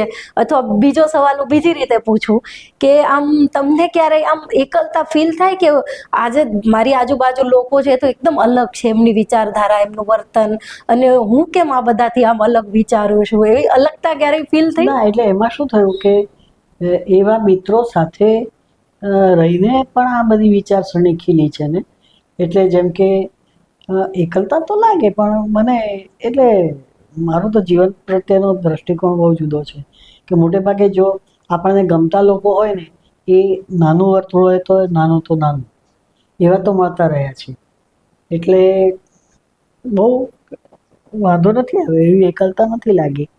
હું બધા કરતાં જુદી છું, કારણ કે હું શું છે કે મારા કોઈ મૂળિયા, એ મેં કહ્યું તેમ એવા કોઈ આપણે જેને કહેવાય કે રૂઢિચુસ્ત સમુદાય સાથે જોડાયેલા નથી. અને મને બહાર નીકળવાની છૂટ મળી તો હું કવિતા લખવાની, હું આધુનિક કહેવાતા, બંડખોર કહેવાતા કવિઓના ગ્રુપમાં હતી. એટલે આ લાભશંકર ઠાકરને બધા, રે મઠવાળા, અને પછી અમે એમાં પણ આવા બધા કવિતામાં અને નાટકમાં બધા પ્રયોગો કરતા. એટલે એવા ગમતા લોકોની સાથે જ હું રહેતી હતી. પછી એ વખતે બીજા ગાંધીવાદી લેખકો હતા, પણ હું એમની જોડે ચા પીવા નહોતી જતી, હું આ લોકો જોડે ચા પીવા જતી હતી. એટલે જે આપણને ગમે છે, અથવા તો 100% સરખા નહીં, પણ ચલો 50% છે, 60% છે, તો એવા મિત્ર વર્તુળોમાં હંમેશા. પછીના સમયમાં તો હિરેન ગાંધી છે, મનીષી છે, હસમુખ બારાડી છે, એ બધા મિત્રો, અને પછી મનીષીને કારણે મને દલિત સર્જકો સાથે પણ ઓળખાણ થઈ. એટલે નીરવ છે, નીરવ પટેલ, સાહિલ પરમાર, પછી રાજુ સોલંકી, આ બધા અમે ગલ્લે બેસનારા. એટલે આ મને જે પેલી સ્વતંત્રતાની ટેવ ખરી ને, એમાં મને કોઈની સાથે ન જવાય કે કોઈની સાથે ન બેસાય એવું કોઈ, ઘરમાં ક્યારેક એવું થાય કે આખો દાડો શું આટલું મોડે સુધી જાગે છે ને, એક હોટલમાંથી બીજે ગલે ત્રીજે ગલે એવું કે મારા પપ્પા મને લડતા પણ ખરા કે આ બધામાં ક્યાં પડી, મને તો આમાં જ મજા આવે છે. એટલે લગભગ સમાન વ્યસન, સમાનશીલ, સમાન વિચારધારાવાળા મિત્રો સાથે જ બેસવા ઉઠવાનું કરતી હતી હું. એટલે નાનપણમાં જ્યારે તમે સ્કૂલમાં હતા ત્યારે તો ક્યાંક તો એવો અનુભવ થયો હોય કે ભાઈ સાથે જે હોય ભણતા એ તમને આવું વાતાવરણ મળ્યું હતું એટલે તમે થોડા વૈચારિક રીતે પરિપક્વ કે જે કંઈ સ્વતંત્ર હતા, પણ બધા એ પ્રકારના ના હોય એટલે એવા લોકો સાથે આમ અલગતા ફીલ થાય. બહુ ફીલ થાય. સ્કૂલમાં કરતાં કોલેજમાં એવું બધું બહુ લાગતું. અને હું ઝેવિયર્સમાં ભણી. ઝેવિયર્સ કોલેજ એટલે મૂડીવાદીઓની કોલેજ. સૌથી વધારે એનું જ ખેંચાણ છે અત્યારે. છોકરીઓ સારા કપડાં પહેરવાના, કોલેજમાં પણ મેકઅપ કરીને આવે, એ બધું મને નહોતું ગમતું. એટલે આપણે એમ લાગે કે આ લોકો કેવા છીછરા, અને કંઈ મારા જેવું બધા બહુ વાંચતા નહીં. એટલે કોલેજના મારા થોડાક વર્ષો, અમારા વખતે 4 વર્ષ હતા, ત્યારે મને એવું થતું કે અહીંયા કંઈક ગોતતું નથી. હું કોલેજના એ 4 વર્ષ બહુ એકલી હતી, પણ એ એકલતાએ મને ખૂબ વાંચન તરફ, એ વખતે ખૂબ સરસ ક્લાસિક અને લાઇબ્રેરીઓ, હું તો સાર્વજનિક લાઇબ્રેરીમાં જ મોટી થઈ છું એમ કહું. એટલે ઘરમાં ચોપડીઓ તો બધે બહુ જ છે, મારે ઘરે બહુ ચોપડીઓ, પણ સતત વાંચન. એટલે કોલેજની લાઇબ્રેરીમાં મને લાઇબ્રેરિયન હતા એ બીજા બધાને કાર્ડ ઉપર તમે પેલામાંથી શોધીને તમારી જે ચોપડી જોઈએ છે તે લઈ આવો, અને જાતે પોતે જઈને લઈ આવે. એટલે છોકરા નહીં, પણ એ લાઇબ્રેરિયન ભાઈ જઈને લઈ આવે. મને નીચે ભોયરામાં જવાની છૂટ, જા તું તારે જે જોઈએ તે. એટલે મળે તો 2 જ ચોપડી, જે જોઈએ તે. એટલે પરિણામે શું કે બહુ અણગમતા વર્તુળમાં મારે બેસવા ઉઠવાનું નહોતું થતું. પણ એક બહુ ખરાબ અનુભવ છે. આપણે બહુ આમ કુદાવીએ છીએ, તમે મારી આખી મનોયાત્રાની વાત કરો છો ને, એટલે કદાચ સમય આમ અંદર આવતો જાય છે ને. તો અમે 2000માં માત્ર લેખિકાઓનું એક ગ્રુપ શરૂ કર્યું હતું, કલમમાં. પહેલું વર્ષ તો સારું ચાલ્યું. 2001 સારું ચાલ્યું. બધી બહેનો સાથે મળીએ. ખબર હતી કે બધા ઊંચી નીચી કક્ષાવાળા છે, કોઈક સહજ પહેલી વાર જ લખતા હતા, પણ બધાને મંચ મળે, બધાની સાથે ચર્ચા થાય. અને એમાં એક રાખ્યું હતું કે બધા જ આવી શકે બહેનો. અને એટલે માત્ર કવિતા લખનારા નહીં, વાર્તા લખનારા, નિબંધ લખનારા. અને વાલજીભાઈની બેબી પણ આવતી હતી, જે ગુજરી ગઈ ને, લીના, એ પણ આવતી હતી. ઇન્દુબેન કરીને ક્રિશ્ચિયન બેન પણ આવતા હતા, એક મેરુનિસા પણ આવતી હતી. એટલે હું એની આમ કલમની અગ્રણી કહેવાઉં, કારણ કે મને કોઈએ કહ્યું નહોતું, પણ હું સમહાવ થઈ ગઈ હતી અને બધા મને માન પણ આપતા હતા. એટલે એક સમાનતાનું વાતાવરણ તો જળવાતું હોય એવું મને લાગતું હતું. અંડરલાઈન. પણ 2002 જેવું થયું, 2002ના જે જેનોસાઇડના હિંસાના રમખાણો થયા, ત્યારે આમાંના લગભગ બધા કે આ તો બધું છાપાનું હાઇપ છે, અને તમે અંગ્રેજી છાપાનું હાઇપ છે, આ અંગ્રેજી ચેનલોનું હાઇપ છે, નરોડા પાટિયામાં આવું કંઈ થયું જ નથી, અને આ બધા ઘર છોડીને બધી રાહત છાવણીઓમાં રહે છે, તે 2 ટાઈમ મફતનું ખાવા રહે છે. અને મેં કોઈ વાર જોઈ છે તમે રાહત છાવણી? ચાલો મારી સાથે. એ વખતે તો અમે એમાં બહુ જ ઊંડાણપૂર્વક કામ કરતા હતા. એ વખતે તો પેલા શબનમને બધા જોડે ત્યારે જ ઓળખાણ હતી. તો ત્યારે મને લાગ્યું કે આ બહેનો સાથે મારો, કારણ કે એ તો કે તું ખોટું બોલે છે કે છે, તું એ બધાથી દોરવાઈ ગઈ છું. અને મેં કહું કે જો ભાઈ તમારે આ વસ્તુની સત્યતા તપાસવી હોય તો એક દિવસ મારી સાથે શાલમની છાવણીમાં આપણે જઈએ. કે કેવું કેવી રીતે જવાય? મેં કહું કેમ ન જવાય? મેં કહું તમારે જોવું છે ને કે ખરેખર પીડા છે કે નહીં. તમે કશું જ ન કરશો, કોઈની જોડે વાત ન કરશો, પણ આ દરવાજેથી આપણે પેસીને પેલા દરવાજે બહાર જઈશું, ત્યાં તમે આજુબાજુમાં જે જુઓ ને એનાથી તમને ખબર પડશે કે હિંસા કેટલી થઈ છે, કોના ઉપર થઈ છે ને કેવી રીતે થઈ છે. ના કે ત્યાંથી કંઈ જવાતું હશે, જોવાપુરાથી કંઈ જવાતું હશે. એટલે એ લોકોની અંદરનો આ બધા હતા લેખિકાઓ, પીડ પરાઈને બધું બોલતા હતા, સંવેદનશીલ પણ હતા. લેખિકાઓ હતી એટલે સંવેદનશીલ તો હોય, સ્ત્રીઓ હતી એટલે સામાજિક રીતે પણ એ લોકોને આપણે વધારે સંવેદનશીલ કહીએ છીએ, કોમળ કહીએ છીએ. વારે વારે રડી પડે પણ ખરા, આંસુ પણ નીકળી જાય. પણ એ લોકો જે રીતે મુસ્લિમ સમાજ પ્રત્યે જે નફરતના શબ્દો એમના મોંમાંથી નીકળતા હતા, મેં કહું આ તમારું કલમ, ભલે મેં સ્થાપ્યું એમ કંઈ કહેવાય, તમે મને અગ્રણી કહો છો, આ તમારું કલમ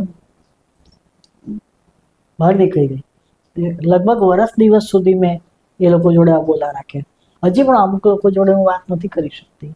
આટલી બધી નફરત તમે સાહિત્યકાર પોતાને કેવી રીતે કહી શકો? અને પછી તો જે આખો વળાંક આવ્યો છે ને સર્જકોમાં, લેખકોમાં, બહેનોમાં કે ભાઈઓમાં, એ લોકો બધા હિન્દુત્વવાદીને ભગવા અને એટલે સત્તાપક્ષમાં સત્તાપક્ષને રાજી કરવા માટે એવા કવિ સંમેલનો કરે, એવી લેખિકા સંમેલનો કરે, એવી જગ્યાઓ પર જાય. અવોર્ડ પણ મોરારી બાપુ પાસે જ લે છે. મુખ્ય તો મોરારી બાપુ એમના, કારણ કે સર્જકોને હવે વિવેચનની, પ્રકાશનની કશાની જરૂર નથી. બાપુ આપે આશીર્વાદ એટલે આપણે પતી ગયું. એટલે હું એકલી લગભગ હું નથી ગઈ. કલા શરણે થઈ ગઈ છે એમ કહીએ જ ચાલે. કલા શરણાગતિ સ્વીકારી લીધી. એટલે ધર્મસત્તાની, ધર્મસત્તા, રાજસત્તા, અર્થસત્તા, બધાની, ત્રણેયની શરણાગતિ સાહિત્યકારો સ્વીકારે. એ ભાઈ સાહિત્યકાર હોય કે બેન સાહિત્યકાર, એટલે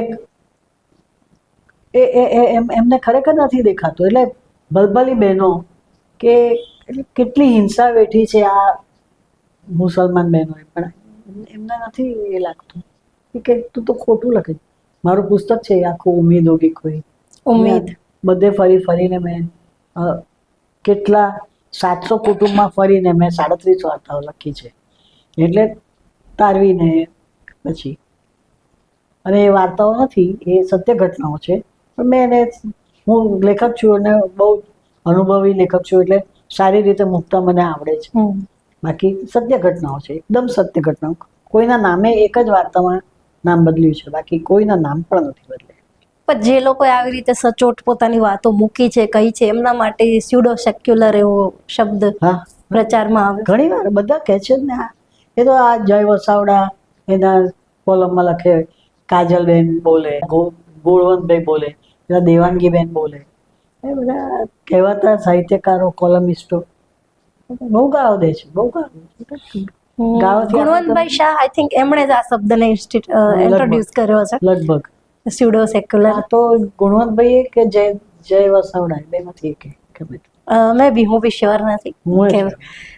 તમારી એક રચના છે તમારી જ, આપણે આ ધાર્મિક દંગાઓની, મુસ્લિમોની વાત કરીને મને લાગે છે મારે કેવી જોઈએ. રોજ જીવું છું, રોજ મરું છું, સામા વહેણે રોજ તરું છું, ભૂલી જવાનું, ગળી જવાનું, રોજ ટપાર તોય મરું છું, દર રખડી થાકું તોય હજી ક્યાં કામ કરું છું, હજી એ ક્યાં ઠામ ઠરું. હા, નિરીક્ષકમાંથી તમે લીધી હશે. યસ. એટલે કારણ કે એ લોકો એ વખતે બહુ જ છાપ ભૂલો છે, તોય હજી ક્યાં ઠામ કરું છું. એ લોકોએ લખ્યું છે કામ કરું છું. માણસ નહીં પડછાયો થઈને શહેર ગલીમાં રોજ ફરું છું, નામ ભૂસાયા ગામ લૂંટાયા અંધકારમાં રોજ સરું છું, રોજા મસ્જિદ મજાર કિલ્લા નક્કર છું ને તોય ખરું છું, એ લોકોના અચ્છે દિનથી कसम खुदानी बहुत डरू છું. बहुत डरू છું. आगे ने आगे ठेलाऊं, आखिर तो भाई જોવા પડું છું. જોવા પડે છે. આગે ને આગે ઠેલાવું, આગા કાઢ્યા છેવટે તો હું જોવા આ ઊંડાણ, આ પીડા, આ જે સમજણ છે, જોયું અનુભવ્યું, લાગ્યું, લખ્યું. એટલે આવી તો એ વખતે એટલે ઉમેદની બધી મારી વાર્તાઓ કે હસ્તક્ષેપ મારો કાવ્ય સંગ્રહ આ તો હમણાં છેલ્લે લખી છે, પણ 22માં કે એમાં લખી છે. પણ હસ્તક્ષેપમાં એ જ વખતે 2002માં જ બનેલા બનાવોની રચનાઓ છે હસ્તક્ષેપ. સવારમાં 28મી ફેબ્રુઆરી 2002 હું ઘરમાં સવારે ઉઠીને ચા બનાવું. એ વખતે મારી તબિયત સારી હતી, વહેલી ઉઠતી. 8 વાગે મારે પ્રેમળ જ્યોતિ જવાનું, એટલે હું સવારે 6 વાગે ઉઠીને ચા બનાવું. ત્યારે અહીંયા પાસે મીઠાખળી મસ્જિદ, ત્યાંથી અઝાન આવે. અહીંયા પાછળ એક શિવ મંદિર છે, ત્યાંના ઘંટ આરતીના ઘંટ સંભળાય. પણ એ દિવસે 28મી ફેબ્રુઆરી એટલે બન્યો ગોધરાનો બનાવ 27મીએ, પણ 28મીએ મને સવારે બેમાંથી એકે ન સંભળાયા. ન મને ઘંટ સંભળાયા કે ન મને અઝાન સંભળાઈ. મારા પ્લેટફોર્મ પર ઊભા મેં આ પંક્તિ થઈ મારે કે આજે અઝાન બંધ છે ને ઘંટ ચૂપ છે, કારણ કે થોડું તો થયું હતું. માણસના હાથ કંઈક બીજામાં જ વ્યસ્ત છે. આજે આવું કોઈ લખે ને એને દેશદ્રોહી, હિન્દુ દ્રોહી, મોદી વિરોધી, આ તો બધા છપાયેલા શબ્દો છે. એ તો મને ખ્યાલ છે. જે વાંચે છે એ તો જાણે જ છે. અને એટલે હું પેલા જેને કહેવાય લોકપ્રિય સાહિત્યકારોમાં નથી અને મને બોલાવે છે ત્યારે બીએ છે, કારણ કે હું કંઈક વિસ્ફોટ કરી કંઈકથી મિયાભાઈ આવશે, કંઈકથી ખ્રિસ્તી આવશે, ક્યાંકથી દલિત આવશે, ક્યાંકથી દલિત તો આવશે જ આવશે, અને આદિવાસી નારીવાદ આવશે, નારીવાદ આવશે, અને ક્યાંકથી ઇમ્પિરિયલિઝમ ને ગાળ દેતો એક કોમ્યુનિસ્ટ આવશે. કારણ કે એ તો હું કમિટેડ છું, એ કંઠી તો બાંધેલી છે. બરાબર. કે હવે થોડું પર્સનલ ક્વેશ્ચન પૂછીશ. લગ્ન ન કરવાનું કારણ? આજ બંડખોર.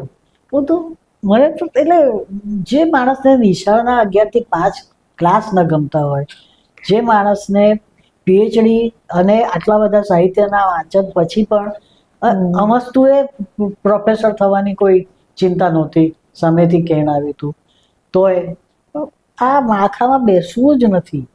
એટલે એ માળખું, શિક્ષણનું માળખું પણ નહોતું ગમતું. એવું જ રૂઢિચુસ્ત માળખું સમાજનું શોષણ કરતા લગ્ન વ્યવસ્થા. અને હું વિદ્યાપીઠમાં પીએચડી કરતી ત્યારે સિમોન દ બોવાને બધું વાંચતી હતી, કારણ કે મને ચોપડીઓ જોઉં તો હું તો ગમે તે વાંચું. મેં તમને કહું કશું હું તો ફિલ્મી મેગેઝિનો એ વાંચતી, બધું અત્યારે ફિલ્મ જોઉં છું, બધું કરું. એટલે ટૂંકમાં એ માળખામાં ન પડવું એ મનમાં બહુ જ દ્રઢ હતું. અને મેં કહ્યું તેમ મારા કુટુંબીજનો બહુ સપોર્ટિવ હતા. એટલે મને કોઈ દિવસ એટલે મારા ભણવાના એટલે હું લગભગ 26-27 વર્ષની થઈ ત્યાં સુધી મને ઘરમાં કોઈએ કહ્યું નથી કે હવે તારે માટે જોઈએ કેમ. પછી છેવટે 28-29 વર્ષની થઈ ત્યારે મારી મમ્મીએ મને કહ્યું કે, એટલે મારા પપ્પાને અમે ભાઈ કહેતા કે ભાઈ હવે કહે છે કે કંઈક જોવું હોય તો જો. મેં કહ્યું કે ના, મારે લગ્ન નથી કરવું. મારી મમ્મીના આ શબ્દો છે. હમણાંથી તમે જયા ભાદુડીને સાંભળી છે? એનું એક કોઈકે ઇન્ટરવ્યૂ લીધો, ધ્યાનમાં નથી. હા, બરખા દત્તે. હા, 2-3 દિવસ પહેલાની જ વાત છે. હા, તો મારા ધ્યાનમાં નથી. મારી એની જે નાતીન છે ને, અચ્છા, યસ, કે મેં સોરી હા, નવ્યાને લગ્ન કરવાની ના પાડી છે. યસ છે ધ્યાનમાં. મારી મમ્મીનું દાંપત્ય જીવન પ્રમાણમાં તો સુખી કહેવાય. હા. અને અમે બધા જે મજા કરીએ. આ પૈતૃક ઘર છે મારું. તો મમ્મી પણ બહુ સંપન્ન ઘરની હતી, પણ એણે મને કહ્યું હતું કે તું જે રીતની છું ને એમાં તો તું લગ્ન ન કરે ને. એટલે કે તું તો કે બે ઘરને દુખી દુખી કરી નાખીશ કે, અને તું દુખી દઈશ તે જુદી. એટલે એ હસતી હતી, એ તો મને મશ્કરીમાં કહેતી હતી, ને બહુ સાચું કહેતી હતી. અને એણે કોઈ દિવસ દબાણ નથી કર્યું. મારા બાએ જીવતા હતા. બા તો હમણાં છેક મને લાગે છે 82માં ગયા, 1982માં, દાદીમાં. એટલે પણ પપ્પા નહીં, મમ્મી નહીં, દાદીમાં કોઈએ મારા ઉપર લગ્નનું દબાણ નથી કર્યું. કારણ કે બીજું શું છે કે મારે ત્યાં કંઈક કોઈક દૂરના ફોઈ કે કોઈક દૂરના બેન એ બધા અપરિણિત અને સારી કેરિયર કરી, કોઈ અધ્યાપક છે, કોઈ છાપુ એટલે સ્વતંત્રી છે કે આ છે તે છે. એટલે એવા કેટલાય બહેનો હતા અમારી આસપાસમાં, બહેનો અને ભાઈઓ પણ, કે મારા પોતાના સગા મામા પણ નથી પરણે, એટલે એ તો 90 વર્ષના છે. 4મી તારીખ એમને 90 વર્ષ બેસશે. એટલે અપરિણિત રહીને જો પોતાને રસ્તે મક્કમ પગલે ચાલી શકે, પગભર રહી શકે, થઈ શકે, તો લગ્ન સંસ્થામાં તને પાડવી નથી એવું મને આજુબાજુના બધાએ મને બહુ જ ધરપત આપી દીધી હતી. એટલે મારી કોઈ ચિંતા જ નહોતી. અને હું પોતે માળખામાં તો બંધાવા માંગતી જ નહોતી. અને એવું પ્રચંડ કોઈનું આકર્ષણ નહોતું કે બધું છોડીને મારી સ્વતંત્રતા ને પહેલી નજર કા પ્યાર. એટલે એ કારણ કે પહેલેથી જ એક પ્રકારનું હું સંવેદનશીલ ખરી, પણ સંવેદના પર બુદ્ધિ બહુ જ હંમેશા. હાવી. એટલે ગાલિબનો શેર છે ને કે અચ્છા હૈ દિલ કે સાથ રહે પાસબાને અક્લ, લેકિન કભી કભી ઉસે તન્હા ભી છોડ દે. એવું ખાસ કર્યું નથી, તન્હા નથી છોડી, પાસબાને અક્લ બુદ્ધિરૂપી ચોકીદાર હંમેશા દિલમાં વસાવી દીધો છે. એટલે વૈચારિક વ્યક્તિત્વ છે મારું. અને હું જોતી હતી કે કોના કોઈ સુખી થાય છે. અને હું મારી દુનિયામાં બહુ મસ્ત હતી. અને મને ખાતરી હતી હું પગભર હતી. હું ઘરમાં પણ મદદ કરતી હતી. એ વખતે અમુક સમય આવ્યો હોય ને, દરેક ઘરમાં આર્થિક તંગીનો સમય હોય ત્યારે હું મદદ પણ કરતી હતી. એટલે એ રીતે હું પગભર હતી. પ્રોફેસર નહોતી થઈ એટલે મને કંઈ યુજીસીના પગાર ધોરણો હતા બહુ ઓછું. મારો સૌથી વધારે પગાર પ્રેમજ્યોતિમાં 6000 રૂપિયા. ક્યારે? 2005માં મેં છોડ્યું ત્યાં. ઓકે. એટલે મારે જે પૂછવું હતું એનો જવાબ તમે પહેલા જ આપી દીધો કે ભાઈ તમને આમ ક્યારેય ચિંતા ના થઈ કે ભવિષ્યમાં. એ ખરું. એ મને ક્યારેક અત્યારે હવે એવું થાય છે કે અત્યારે જે જાતનું મેડિકલ ખર્ચા અને કોસ્ટલી બધું થતું જાય, બધું મોંઘું થતું જાય છે, ત્યારે મેં પગભર થવાનો નિર્ણય કર્યો. પણ હું પ્રોફેસર થઈ ગયો કે મને ગાડીની લાલસા નહોતી કે 2000ની સાડી પહેરીને કોલેજમાં ભણાવવા જવાની એ કોઈ લાલસા નહોતી. અત્યારે એવું કોઈ એવા કોઈ મનોરથ મારા પૂરા ન થયા એવી ઈચ્છા નથી. પણ મને આ મેડિકલની જે, કેમ કે મારા છે ને ગયા 10 વર્ષ બહુ આ બધા મને બહુ બધા 5 વાર મારે હોસ્પિટલાઇઝ થવું પડ્યું ને એવું બધું થયું. પગ પડી ગઈ હતી ને પગ ને, એટલે મારી આરોગ્યની પરિસ્થિતિ જોતા મને એવું ક્યારેક થાય કે વધારે પૈસા મળ્યા હોત તો સારું થાય. બાકી હું બહુ મહત્વાકાંક્ષી છું જ નહીં. મને ગાડીની પરદેશ જવાની, હું પરદેશ નથી ગઈ કોઈ દાડો. મને એમ ના થાય કે હું પેરિસ નથી ગઈ. જવું તો પેરિસ જવું, પણ ન જોવા મળે તો કઈ નહીં. એટલે આમ ક્યારેય ભૂલે ચૂકે બી એવો ખ્યાલ આવ્યો, ભૂલે ચૂકે જાણી જોઈને તો તમને આવે જ નહીં, કે પરિવાર હોય સાથે બધા રહેતા હોય, આવું સાથે જ રહીએ છે આપણો પોતાનો પરિવાર હોય, બાળકો હાથે, એવું બસ કદી નહીં. એટલે પ્રશ્ન એ છે ને કે સમજતા બધું સમજાવવા માંડ્યું કે આ બધું, એટલે હું કોઈ ત્યાગી કે વૈરાગીની ભાષામાં નહીં કહું કે બધું મિથ્યા છે, પણ શું ખરેખર માણસ તો પોતે એક જ છે, એકલી જ. ના, એવું નથી. ઘણી વખત એક વસ્તુ એવી કહેવાય છે, તમને ખ્યાલ હશે મનોવિજ્ઞાનમાં પણ, કે ભાઈ સ્ત્રીઓને એક નેચરલ જ એક અંદરથી હોય છે માતૃત્વની. ના, અરે એની સામે હું જોઉં જ્યોત્સનાબેન કે અમે 5 હતા, અમે 5 ભાંડું, અને હું પહેલી, એટલે મને સૌથી વધારે મારા માતા પિતાનો લાડ મળ્યો છે એ તો ખરું, પણ આર્થિક રીતે પણ પપ્પા સરસ એ વખતે સારી જોબ કરતા હતા અને બધું. પછી એમણે કોઈ કારણથી જોબ છોડી દીધી, પછી એમણે નાનો વેપાર શરૂ કર્યો. એટલે પછીના મારા ભાંડુ આવ્યા ને, એ લોકોને ઉછેરવામાં, એટલે મારા અને મારા ભાંડુના ઉછેરમાં થોડો તફાવત, એ આર્થિક પરિસ્થિતિને કારણે. હું જોઉં કે બાળકો હોય તો એક બાળક કેટલું મોંઘું, અને જો આપણે એમને લાવીએ છીએ ને, પોતાની વેળા તો કોઈ જન્મતું નથી, એને લાવવામાં આવે છે. હવે લાવવામાં આવે છે એટલે જવાબદારી મા બાપની. તો મા બાપ જો એમને સારો ઉછેર ના આપી શકતા હોય, સારું પોષણ ના આપી શકતા હોય, અને એટલે કેટલા બધા એવા બાળકોને પણ જોયા, એવી સ્ત્રીઓને જોઈ. મેં કહ્યું કે હું પછી બધે ફરવા માંડી, એટલે હું આ પાદરીઓની જોડે, એટલે પાદરીઓનું એક હતું ને કે બધા મિશન સ્ટેશન, બધા ગામડા જોયા છે ગુજરાતના. અને પછી તો બધી એનજીઓએ પણ મને પણ આવી રીતે બધું જેન્ડર ટ્રેનિંગ હોય કે આ બહેનોના ગ્રુપમાં નાટક શીખવાડવાનું, બહેનોને ગીતો લખતા શીખવાડવાનું.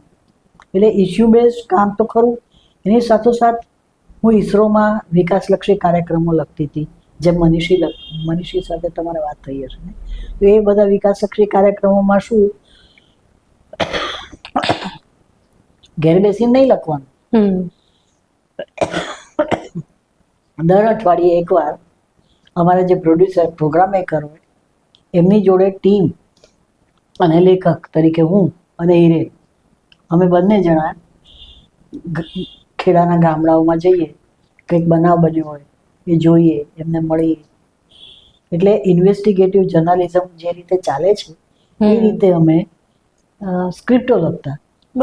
એનો પ્રસારણ એ માત્ર વિકાસલક્ષી તો હતું, પણ જાગૃતિલક્ષી પ્રસારણ પણ નાટકો થતા. એવા અમે ઈડરના ક્ષેત્રમાં નાક કાપી નાખ્યું સસરાએ વહુ ઉપર બળાત્કાર કર્યો અને સાસુએ એનું નાક કાપી નાખ્યું. એ આખી સિરીઝ ચલાવી હતી દિનાસ કલવચવાળા સાથે.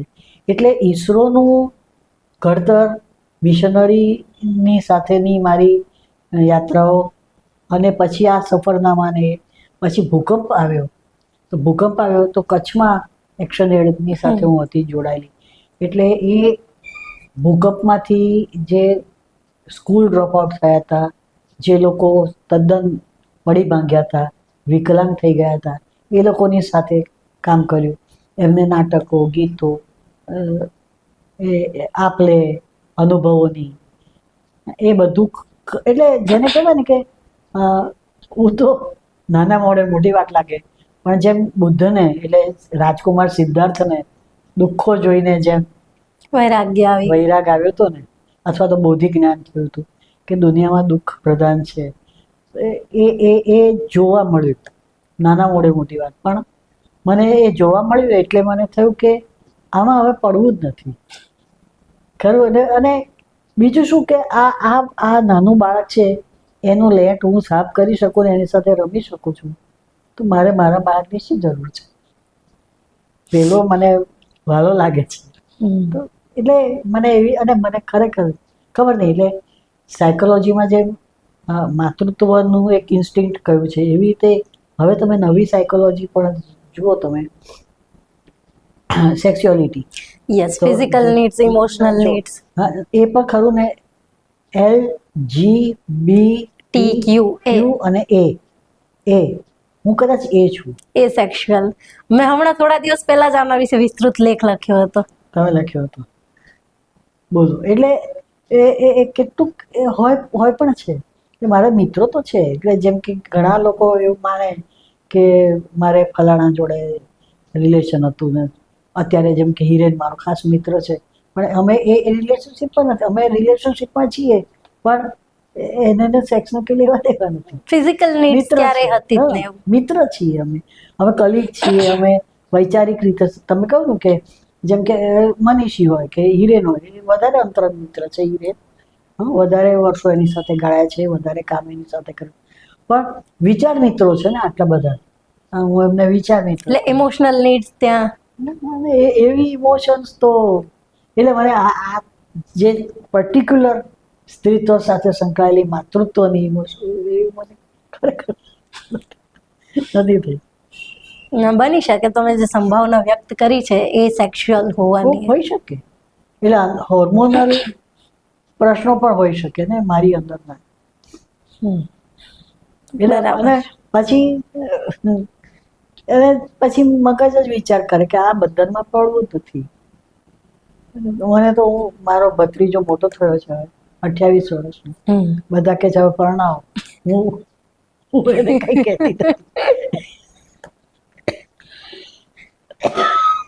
ખેર આ તો વાત એ છે એ સ્વરૂપ ધ્રુવ જે વાંચન, લેખન, મનન, પ્રવાસ, અનુભવ, ઓબ્ઝર્વેશન થકી જે એક આખું માઇન્ડસેટ તૈયાર થયું અને પછી જે નક્કી કર્યું કે હા આ બધી માથાકૂટમાં પડવું નથી. પણ આપણે થોડા પાછા ભૂતકાળમાં જઈએ. એ પદનાના સ્વરૂપ ધ્રુવ સ્કૂલમાં ભણતા ત્યારે તો આજુબાજુ વાતાવરણ પર એવું કોઈ છોકરીઓ મોટા ભાગે એમના ડ્રીમ એવા જ હોય કે ભાઈ લગ્ન કરશું, આવો આપણો એક કહેવાય ને લાઈફ પાર્ટનર હશે પેલા. તો એ વખતે નાનપણમાં આમ ક્યારે એવા ખ્યાલ આવેલા કે એ તો આ ફિલ્મ ખ્યાલ તો આવે. આટલું બધું હિન્દી ફિલ્મો જોઈ જોઈને તો હું મોટી થઈ છું. એટલે રોમેન્ટિક ખ્યાલ જેને કહીએ એમાં બચ્ચન પણ આવે, રાજેશ ખન્ના પણ આવે. હા, એટલે હું એ જ કહેવા માંગુ છું કે કોઈ એવું પર્ટિક્યુલર પાત્ર જેને આમ આપણે કહીએ ને જેને કે આકર્ષણ અનુભવતા હોય જે તે સમય થઈ જાય તો પસાર થઈ જાય. હા, ચોક્કસ ચોક્કસ. બિલકુલ બિલકુલ. હવે આપણે થોડું શું કહેવાય નારી વાત તરફ વળીએ તો અગેન પાછો સવાલ ત્યાં આવીને ઊભો રહી જાય કે જે વાતાવરણમાં પાલન પોષણ થયું છે ત્યાં તો એવો કોઈ ભેદભાવ જોયો નહોતો સ્ત્રી પુરુષનો.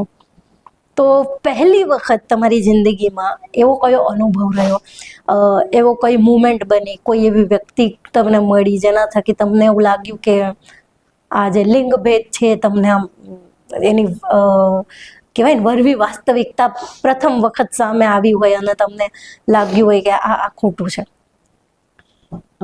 અમારું જૂનું ઘર હતું ને રાયપુરમાં, અમદાવાદ જૂનું જે વોલ સિટી કહેવાય છે ને, તો રાયપુરમાં આમલીની પોળની સામે અમારું ઘર હતું. અને મારો જન્મ થયો હતો તે 2 મિનિટના રસ્તે. અહીં તમે બહાર જાઓ ને એટલે એ આકાશેટકોની પોળ એની સામે. એટલે અમારા બંને ઘર, મારું પોતાનું ઘર અને મોસાળ બંને રસ્તા ઉપર, પોળમાં નહીં. એટલે પોળનું વાતાવરણ જુદું હોય. અને એટલે પોળમાં અમારે કોઈ સારા પ્રસંગો હોય ત્યારે નાતના લોકો બધા પોળમાં રહે એટલે જવાનું થાય. ત્યારે પોળમાં જતા હતા ઘરોમાંથી કંઈક ઝઘડા સંભળાતા હોય એ મનમાં કંઈક રાખી લીધેલા કે ક્યારેક સાંભળવા મળ્યું હતું કે ફલાણો એની વહુને બહુ પીટે છે, એ પણ નજીકના સગામાં જ.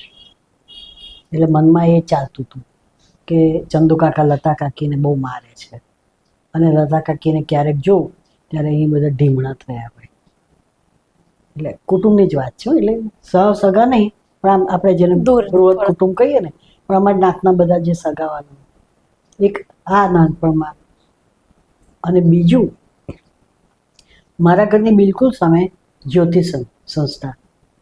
એટલે હવે તો રિલીફ રોડ ઉપર ને હવે તો અહીંયા બીબજીપુરામાં બધે છે, પણ એ વખતે જ્યોતિ સંઘ મારા ઘરની બિલકુલ સામે. અને ઉપલા માળે અમે નીચલે માળે તો ખાસ બેસીએ નહીં, ઉપલા માળે જ બેસીએ. અને સામે પણ ઉપલા માળે બારીઓમાંથી સફેદ સાડીઓ પહેરેલી સ્ત્રીઓ દેખાય. કોઈ વાર ત્યાંથી રડવા કકળવાનો અવાજ આવે, કોઈ ફાટેલા કપડાવાળી સ્ત્રીઓ પણ દેખાય. તો હું બાને પૂછું, મારા દાદીને, કે કોણ છે બધા? એટલે દાદી એક જવાબ આપે, બિચારી દુખિયારી સ્ત્રીઓ છે કે છે, દુખિયારી બાઈ છે કે. એટલે દુખિયારી એટલે શું? એટલે જો પેલો મારે છે ને વરે ને મારે ને એ બધાને અહીંયા આગળ આશરો આપે છે. એટલે જ્યોતિસંઘ તો તમને ખબર છે ને. એટલે ત્યારે દુખિયારી બહેનોને જોઈતી. પણ એ બધાનો કોઈ બહુ અસર એ થતી હતી કે આ પછી તો મેં તમને કહ્યું કે હું વાંચું, છાપામાં વાંચીએ, નોવેલો વાંચીએ, વાર્તાઓ વાંચીએ, એટલે ખબર પડી કે માણસ જાત સ્ત્રીઓ પર કેટલો જુલમ કરે છે. એટલે બધું મને ચોપડીઓમાંથી જ્ઞાન મળ્યું છે, ચોપડીઓ વાંચીને. અને પ્રત્યક્ષ દર્શન તો મેં કહ્યું તેમ શોષણનું આ જ્યારે આ બધે ફરવાનું થયું પછી વાંચીએ. હા, વિદ્યાપીઠમાં પણ કેટલાક બહેનો, સ્ટાફના બહેનો ચા પીવા અમે બધા કેન્ટીનમાં સાથે જઈએ ત્યારે પોતપોતાની વિતક કહે. ત્યારે અહીંયા એ નોકરી કરવાના સમય સિવાય ઘરમાં કેટલી એને ડબલ દ્વિધાની નોકરી કરવી પડે છે. એટલે અહીંયાથી જઈને પછી એને ત્યાં શું કરવાનું, કારણ કે મારા ઘરમાં તો કોઈ બહેનો નોકરી નહોતા, કે મારા મમ્મી નહોતા નોકરી કરતા, અને મારું કુટુંબ તો બહુ નાનું છે. મારે કોઈ સગા ફોઈ કે કાકા કે અને મામામાં પણ એક બ્રહ્મચારી છે. એટલે ટૂંકમાં નોકરીએથી આવીને પછી ફરી ઘરની પર નોકરી કરવાની એ વસ્તુ મને વિદ્યાપીઠના સ્ટાફના બહેનો પાસે સાંભળવા મળી. એટલે ત્યારે એમ થતું કે આ તો ડબલ ડેકર બહેનો છે બધી બિચારી, એક અહીંની નોકરી એ કરે છે ને ઘરે નોકરી કરે છે, નોકરાણી જેવી જ સ્થિતિ છે, ભલે અહીંયા પ્રોફેસર કહેવાતી હોય. એટલે એક આ મનમાં લાગી ગયું હતું. અને પછી તો મને લાગે છે કે આ બધાને મળવાનું થાય. અને ત્યારે હું સેવા સંસ્થા કરીને ઈલાબેન ભટ્ટવાળી, એની છોકરીઓ બધી દરિયાપુરના ડેલામાં રજઈની ખોળો સીવે, ચિત્રામાં ચીંદીઓ કહેવાય, એ ચીંદીઓ એમને મળે એમાંથી રજઈની ખોળો સીવે. અને એ અભણ એટલે જે ચીંદીઓ આપનારા વેપારીઓ એમને છેતરે અને બીજી રીતનું શોષણ પણ ખરું. એમાં મોટાભાગે મુસ્લિમ બહેનો છે, એટલે એ આખો ધંધો જ મુસ્લિમ બહેનોનો છે. અને ચીંદી ના વેપારીઓ પણ મુસ્લિમ જ.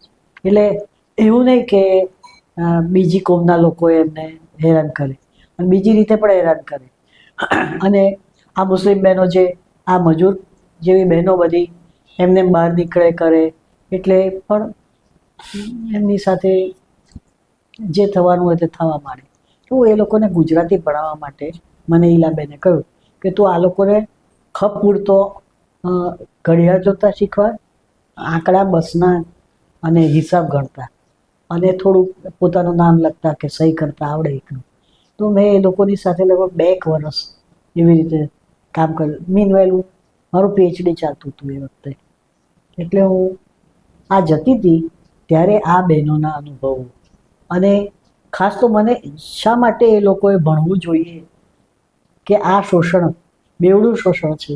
એક તો એ કહેવાતી નિરક્ષર છે અને સ્ત્રી છે, અને જે આ બજારની વચ્ચે એ પોતાનો શ્રમ પણ વેચે છે અને ક્યારેક એને એના દેહને પણ શોષાવવું પડે છે.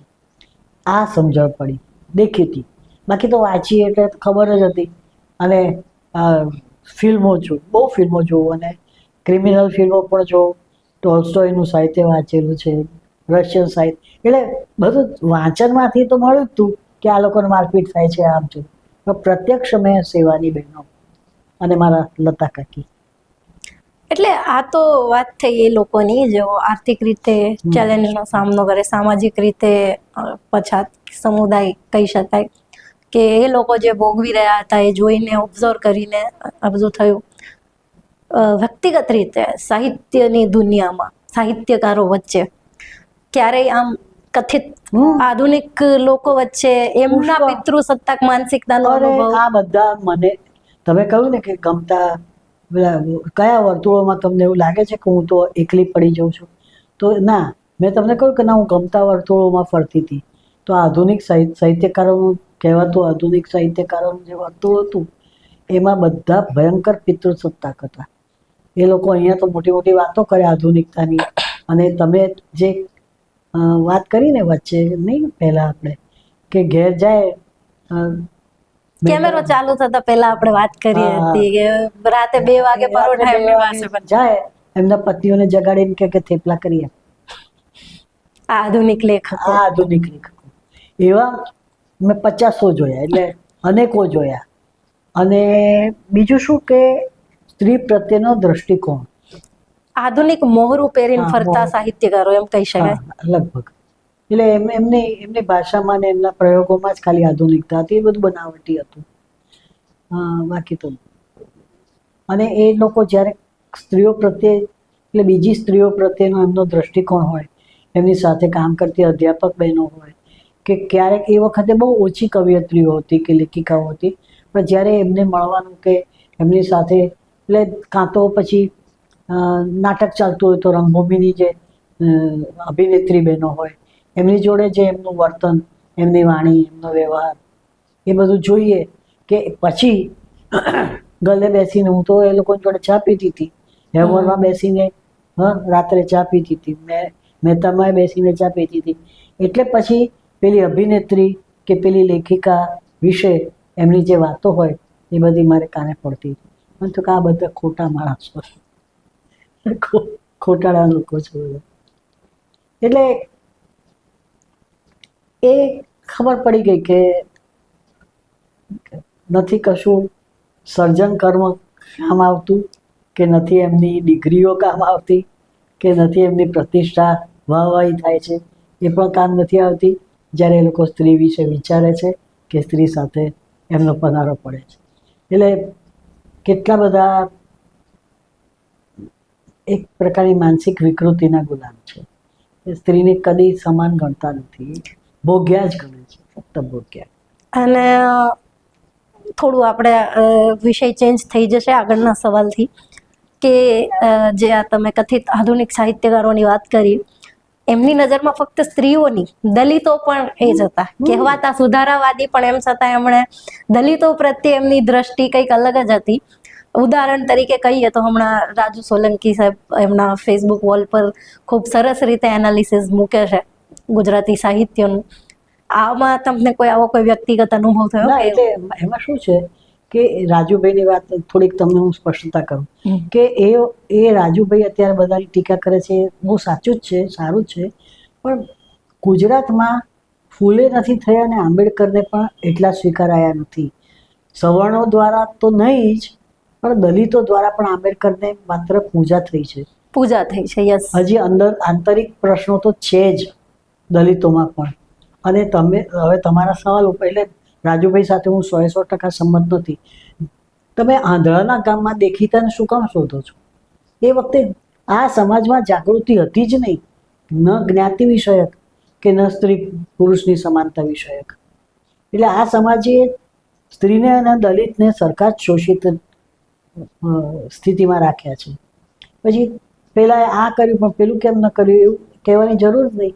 હવે એ નહોતો કરતો એટલે નહોતો જ કરતો, તો જ આંબેડકરનું મહત્વ થયું ને, કે તો જ ફૂલેની જરૂર પડી ને. અને ગુજરાતમાં મહાજન સંસ્કૃતિના કારણે કોઈ દલિતને જે મહારાષ્ટ્રમાં કે તમિલનાડુમાં કે આંધ્રમાં માર પડતો હતો, કે યુપી બિહારમાં એ લોકોની બ્રાહ્મણવાદી સત્તા જ્યાં જ્યાં છે કે હતી, ત્યાં એમને જે સહન કરવું પડતું હતું એટલું ગુજરાતમાં નથી સહન કરવું પડતું આજે પણ. કારણ કે ગુજરાતમાં બ્રાહ્મણવાદી વિચારસરણી કરતાં મહાજની વિચારસરણી વધારે છે. એટલે એમાં આપણે એવું કહેવું પડે વાણિયા બામણ, એટલે ભટજી શેઠજી, જે આપણને ફૂલેમાંથી શબ્દ મળ્યો છે. શેઠજી અને ભટજી એટલે વાણિયા અને બામણ, એ બંને જણાએ ગુજરાતને આ સંસ્કૃતિના, એટલે કે દલિત અને સ્ત્રી કે ગરીબ પણ. તમારું આ નિવેદન કદાચ વિવાદ ઉભો કરે તો નવાય નહીં. વાંધો નહીં કે સ્વરૂપ ધ્રુવ જે કહે છે કે ગુજરાતના દલિતોની સ્થિતિ યુપી કરતા થોડી બહુ બહેતર ચોખ્ખી હતી. વાત છે. કારણ કે હજી એવી ને એવી સ્થિતિ છે. હું એમ નથી કહેતી કે દલિતોને મંદિર પ્રવેશ થાય છે, કે દલિતોને મોજડી પહેરવા દે છે, કે દલિતોને સાફો બાંધવા દે છે, કે ઘોડી ચડવા દે છે. એવું નથી, સાચી જ વાત છે. હજી આપણે સવારના એ જોયું છાપામાં કે દલિતની સાથે પ્રેમ લગ્ન કરનારી સ્ત્રીને, દલિત છોકરાને મારી નાખ્યો. અને પેલી છોકરીએ શબ્દ બહારની છે એ ઘટના, પણ યુપીની કે મધ્યપ્રદેશની I think. મધ્યપ્રદેશની છે. એટલે વસ્તુ સ્થિતિ એ છે કે અહીંયા બેવડું શોષણ હતું, પણ ભૂખમરો કે આટલો શારીરિક અત્યાચાર નહોતો દલિતો ઉપર. સ્ત્રીઓની વાત બાજુ પડી, આપણે દલિતની વાત કરીએ તો મહાજને પોતાના જે હાળી હોય કે પોતાના ખેતરમાં સાથીઓ હોય એમને ખવડાવ્યું છે, એમના ઘેર દિવાળીમાં દાપો આપ્યું છે. અપમાન ચોક્કસ કરે છે, અસ્પૃશ્યતા ચોક્કસ છે. અભરાઈ ઉપર અલગ કપમાં 1956 સુધી એમને જા આપી છે. નહીં, આમ જોવા જઈએ તો હિંસા પણ છે. ગોલાણા કાંડ આપણા ઉનામાં જે રોજ થાય છે ને, મારપીટ તો રોજ થાય છે. પેલો એક ગરબા જોવા ગયો હતો, પાળી પર બેઠો હતો, એ જયેશ ને એક છોકરાનું નામ જયેશ હતું એટલે મને યાદ છે, એટલે મારી નાખ્યું છે. એટલે હિંસા નથી થતી એવું નથી, પણ પ્રમાણમાં ભટજી શેઠજી સંસ્કૃતિ અહીંયા વધારે છે. એકલી ભટજી સંસ્કૃતિ નથી, પણ ભટજી સંસ્કૃતિ ક્યાં ફેલાઈ ગઈ? ઉપલા વર્ગમાં. એટલે કે ક્યાં? કે સાહિત્યમાં, કે નાટક સિનેમાના એટલે મનોરંજનના ક્ષેત્રમાં, અખબારી ક્ષેત્રમાં. એટલે જ્યાં જ્યાં કહેવાતા શિક્ષિત લોકોની જરૂર હતી ત્યાં બ્રાહ્મણો, એટલે કે ત્યાં બ્રાહ્મણવાદી, ગુજરાતમાં બ્રાહ્મણવાદી કહી શકો વધારે યોગ્ય છે. બ્રાહ્મણવાદી, કારણ કે એ લોકોની એ ગમે તે નાતનો હોય પણ એ માનસિક રીતે બ્રાહ્મણ છે. નહીં, એ બ્રાહ્મણવાદી તત્વો તો અત્યારે જે પોતાની જાતને કટ્ટર આંબેડકરવાદી કહે છે એમાં પણ દેખાય છે. કારણ કે જ્યારે સ્ત્રીઓની વાત આવે ત્યારે એ પાછા પિતૃસત્તાક માનસિકતામાં જતા રહે છે. એ તો તમે વિચાર કરો તો સ્વરૂપ ધ્રુવ વિવાદાસ્પદ ચર્ચા ચોક્કસ કરશે કે કેમ દલિત લેખિકાઓ આગળ નથી આવતી. આ એક બહુ વર્ષોથી દલિત સાહિત્યકારોની સાથે જમ્યું છે, ખાધું છે, ચાઓ પીધી છે, બધું પીધું છે. એવા દલિત સર્જક મિત્રોને પણ રોજની મારી ફરિયાદ છે કે તમારી બહેન દીકરીઓ, પત્નીઓ અને કેમ લખતી નથી થઈ, કેમ બહાર આવતી નથી થઈ, કેમ અહીંયા બેસતી નથી થઈ. મારો અનુભવ એવો છે સોશિયલ મીડિયા પર કે જે લેખિકાઓ છે જે કથિત દલિત સમાજમાંથી આવે છે, એમને દલિત સમાજના પુરુષો ટોન્ટિંગ પણ કરે છે, કથિત નારીવાદીઓ કે પછી એક્સ્ટ્રીમ નારીવાદીઓ કહીને. તો આ વસ્તુ થોડી કરે કે એક તો સ્ત્રીઓ ઓછી આવી રહી છે તમારા સમાજમાંથી, જે આવી રહી છે એને પણ તમે દબાવો છો. તો અહીંયા એક બીજો બી સવાલ મને આવે છે કે આપણે ફેમિનિઝમની વાત કરીએ, નારીવાદની વાત કરીએ, તો નારીવાદ પણ અહીંયા બે ભાગમાં વહેંચાયેલું લાગે છે. સવર્ણ જ્ઞાત મહિલાઓનું નારીવાદ અલગ છે અને દલિત મહિલાઓનું નારીવાદ અલગ છે. નારીવાદ તો જુદા છે, કારણ કે એમને ક્લાસની સાથે કાસ્ટ પણ બેર કરવી પડે છે. ચોક્કસ.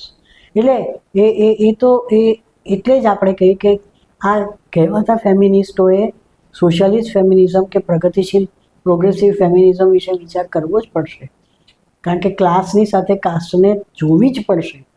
બધા ઇવન આખું જે કોમ્યુનિસ્ટ આખી વિચારસરણી છે એ નિષ્ફળ કેમ ગઈ ભારતમાં કે આપણે માત્ર ક્લાસની જ વાત કરી, અમુક કાસ્ટમાં ગયા જ કરી, એટલે કાસ્ટ ઉપર ગયા નહીં. એ તો કાસ્ટ અને ક્લાસ સાથે વાત ન કરીએ તો ગરીબી કે શોષણ કે આ અસ્પૃશ્યતા એ કશું જવાનું જ નથી. અને સેમ દલિત બહેનોની પણ આ સ્થિતિ છે. પણ દલિત પુરુષો જે આગળ આવ્યા છે, કે જે જાગૃત થયા છે એવું પોતાને કેવડાવે છે, જે આંબેડકરવાદી કેવડાવે છે, એ લોકોની બેન દીકરીઓ કેમ હજી ઘરમાં છે? સવાલ એ જ છે. અને હું તો એ ચર્ચા જાહેરમાં પણ કરતી છું અને આ ઓન કેમેરા પણ હું કરીશ કે કેમ નહીં.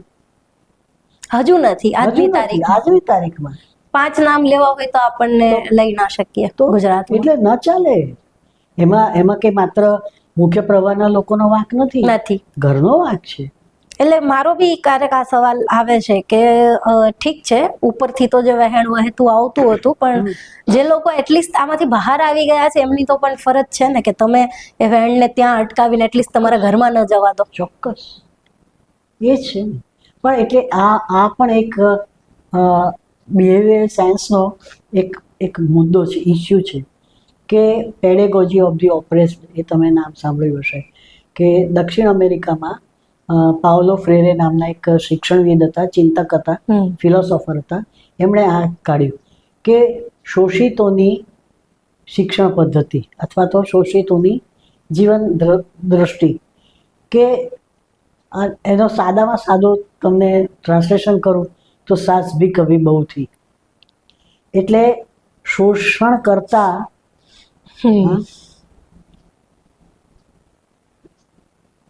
તમે જો શોષિત છો અને જો તમે ઉપર આવો છો, તમે પણ એ શોષકની તમે શોષક જ બની જાઓ છો. યસ, એટલે તમે શોષિત છો અને તમે શોષક બની જાઓ છો. આ મને અત્યારે યાદ નથી આવતું એક્ઝેક્ટ, કોઈએ તો કહ્યું હતું, સાયકોલોજીમાં જ આ વસ્તુ આવે છે કે જે વસ્તુ માટે, જે પરિસ્થિતિ માટે તમે સતત લડો છો, જે પરિસ્થિતિની વિરુદ્ધમાં, જેમ કે પિતૃસત્તાક માનસિકતા વિરુદ્ધ તમે સતત લડો છો, કે બ્રાહ્મણવાદી મનુવાદી વ્યવસ્થા વિશે તમે અમુક વર્ષો સુધી સતત લડો છો, એની માટે લખો છો, પછી અમુક સમય પછી જ્યારે પરિસ્થિતિ થોડી પેલી થાય ને તો ત્યાં સુધીમાં તમે પોતે એ માનસિકતામાં આવી જાઓ છો. બરોબર છે. એટલે આ જ છે. એટલે એણે આ થિયરી છે અને એ થિયરી પ્રમાણે ગરીબો જ્યારે ઉપર આવે છે ત્યારે શોષક બનીને આવે છે. શોષક બને. અને એ આપણે નીરવભાઈની સરસ વાર્તા છે, ક્રીમી લેયર.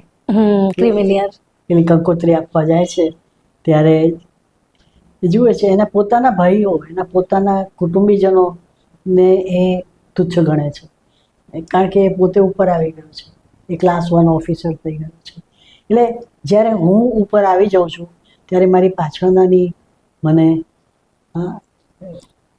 હું એને મારી સાથે લેવાની કોશિશ નથી કરતી, પણ હું એને વધારે તરછોડું છું કે તું તો યાર એવી ને એવી જ રહી. પણ વાત એ છે કે આ પરિસ્થિતિને સ્વીકારવાની જગ્યાએ જ્યારે આપણે આનો દોષ પણ આપણે બીજા ઉપર નાખીએ કે ઉપરથી આ બધું થતું, અરે ઉપરથી આવે છે પણ તમારી ફરજ રોકવાની નથી. હવે તમારી પાસેથી શીખ્યા એવું મેં તો સાંભળ્યું. હા, અમે તમારી પાસેથી શીખ્યા. આ વાત મેં સાંભળ્યું છે એટલે હું કહું છું. આપણા આજ બધા દલિત પણ તમે શું કામ શીખ્યા? સારું શીખવા લાયક ઘણું હતું, તમે આ શું કામ શીખ્યા? યસ. એટલે આ પ્રશ્ન તો રહેવાનું છે. બહુ સાચી વાત છે. અને વાત એ છે મેડમ કે આ વિષય અત્યારે એટલો બધો જટિલ છે ને કે આની ઉપર કોઈ વાત કરવા તૈયાર નથી. આની ઉપર તમે વાત કરો ને એટલે બધા તૂટી પડે, બધા તૂટી પડે. નારીવાદીઓથી પીડિત લોકો જે છે એ બી તૂટી પડે, અને કથિત દલિત જે ઉપર ઉઠી ગયા છે એ લોકો પણ તૂટી પડે. અને એટલે મેં પહેલા જ કહ્યું કે તમારું આ નિવેદન વિવાદ ઉભો કરશે. કશું વાંધો વિવાદ તો થવા જ જોઈએ, વમળ તો ઉઠવા જ જોઈએ, નહીં તો કાંકરો ફેંક્યાનો અર્થ જ શું છે? વેલ, હવે આમ તો મુદ્દાઓ તો મારા મગજમાં ઘણા ખરા છે, પણ આપણે ખૂબ વધારે સમય લીધો છે એટલે હું ફરી કહીશ તમને, પણ એ જ વાત કહીશ જે મેં મનીષી જાની સાહેબને કીધી હતી કે આજે આપણે અહીંયા રોકી દઈએ, ફરીવાર તમારો સમય લઈશું. પણ ખતમ કરતા પહેલા મારે 2 સવાલ પૂછવા છે. અત્યાર સુધીની જિંદગીમાં કોઈ એવું કામ જે કર્યાનો તમને આમ અફસોસ રહી ગયો હોય કે આ સાડું યાર આ મેં શું કામ કર્યું, અને કોઈ એવું કામ જે ન કરવાનો અફસોસ હોય કે આ કામ મને હજુ કરવા નથી મળ્યું, મારે કરવું છે? એવા તો બહુ હોય કે આમ કરવું છે તેમ કરવું છે, પણ આપણાથી જેટલું થાય એટલું કરીએ. પણ મને તમે કહ્યો ને એ સવાલને હું જરા બીજી રીતે, હું હમણાંથી બહુ એ ફીલ કરું છું કે અત્યારે જે પરિસ્થિતિ ચાલી રહી છે રાજકીય, સામાજિક, સાંસ્કૃતિક, એમાં અમારા જેવા જે કાયમ પ્રતિરોધ કરીને લડીને બહેતર સમાજ બનાવવા માટે બધું જ આમ, એટલે કદી અંગત સુખનો કે અંગત મોજ મજાનો કે અંગત લાગણીઓનો વિચાર નથી કર્યો, એવા કંઈ મહાન ત્યાગ નથી કર્યો, પણ હંમેશા આને પ્રાયોરિટી આપી છે, બહેતર સમાજ બનાવવાને પ્રાયોરિટી આપી છે. એ લોકોને માટે અત્યારે બહુ જ ક્રિટિકલ પ્રશ્ન એ છે કે અમે જિંદગીભર આ નર્મદા બચાવો આંદોલન કર્યું, આદિવાસીઓને જમીન મળવી જોઈએ કે ન જમીન જવી જોઈએ, કે એમના ઘર ડૂબાડમાં ન જવા જોઈએ, એ લડત તો લડ્યા, પણ આ તો વિશ્વનું ઊંચામાં ઊંચું પૂતળું થઈને બેઠું, અને આજુબાજુમાં તો આટલા બાગ બગીચા અને હોટલો થઈ. શું એનું શું? આ એ વખતે આપણે જે સમય, જે વર્ષો, જે લાગણી, જે બુદ્ધિ, જે સ્ટ્રેટેજી, એ બધું આની પાછળ નાખ્યું હતું, એ બધાનું શું પરિણામ આવ્યું? આટલા વર્ષોથી આપણે બહેનોને લગતી કરીએ, બહેનોને કલમ કરીએ, બહેનોને એટલે કલમની સ્થાપના કરીએ, બહેનોને પ્રોત્સાહન આપીએ, બહેનો લગતી થઈ, પણ એ તો હવે સત્તાશાળીઓની ચમચાગીરીમાં, રાજસત્તાને ખુશ કરવા માટે, રાજસત્તાને ખુશ કરવા માટે, ધર્મસત્તાને લડી પડવા માટે આ બધું કરી રહ્યા છે. અને ધનસત્તા તો એમને મળતી જ હોય છે, એમાં એનો લાભ તો મળતો જ હોય છે. તો આ બહેનોને લગતી કરવા માટે લડ્યા, એનું શું? આ આદિવાસીઓ જેમના જળ જંગલ ને જમીન બચી જાય, એમને માટે અમે આટલા વર્ષો આપ્યા, આટલું લખ્યું, આટલું નાટકો કર્યા, આટલા અંતરિયાળ ગામમાં જઈને એમની ભેંસોના તબેલામાં સૂતા, પણ આ એમના જળ જંગલ જમીન તો આ ગયા, એનું શું? ક્યાં દલિત મિત્રો? આ દલિત ઇસ્યુ ઉપર તો હજી લડવું પડે એવું છે. ને હજી આજ એક સ્ત્રીના, એક યુવતીના પતિને મારી નાખે છે અને એના શબને ચાંદલો કરવો પડે છે. એવી પરિસ્થિતિમાં આપણે જીવવું પડે છે કે હજી પેલાને મંદિરમાં બેસવા નથી દેતા. અને એટલે એ મંદિરના કુલરમાંથી પાણી પીવા જાય, અમારો અનુભવ છે. આપણે અહીંયા પેલું ભાદરણ, ચરોતરમાં ભાદરણ ગામ છે ને, ત્યાંનો અનુભવ હતો. ત્યાં તપાસ સમિતિમાં જવું પડ્યું હતું કે એક દલિત છોકરો સ્વામિનારાયણ મંદિરમાં પેલું લંગર ચાલે ને એમાં જમ્યો અને પછી કુલરમાંથી પાણી પીવા ગયો. એટલે એને સંન્યાસીઓએ એના પગના નળા ઉપર લાકડીના ફટકા માર્યા, એક ઓરડામાં પૂરી દીધો અને સ્વિચમાં પ્લગમાં એને શોક આપ્યા.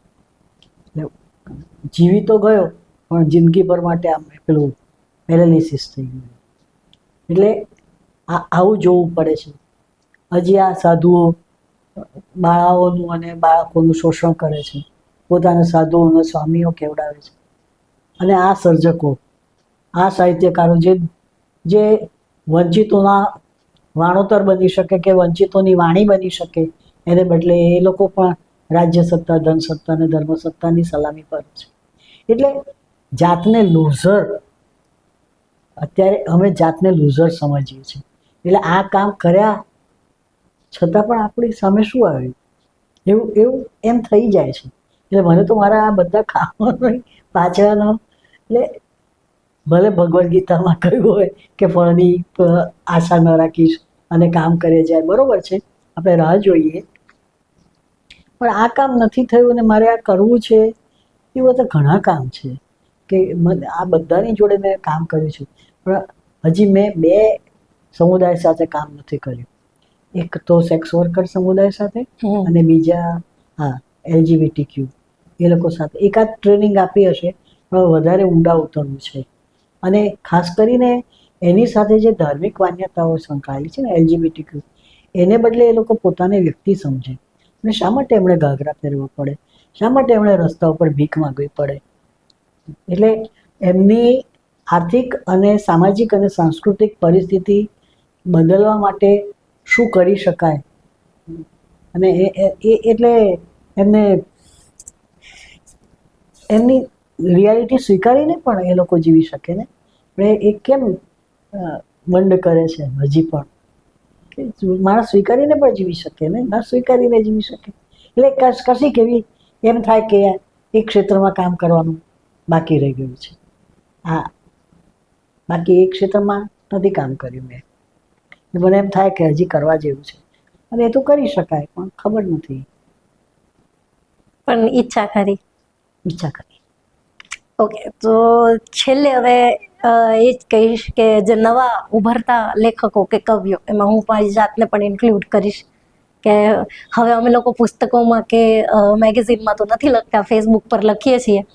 અમારા જેવા ઉભરતા કવિઓ માટે, લેખકો માટે તમે કંઈ સંદેશ આપવા માંગતા હોય?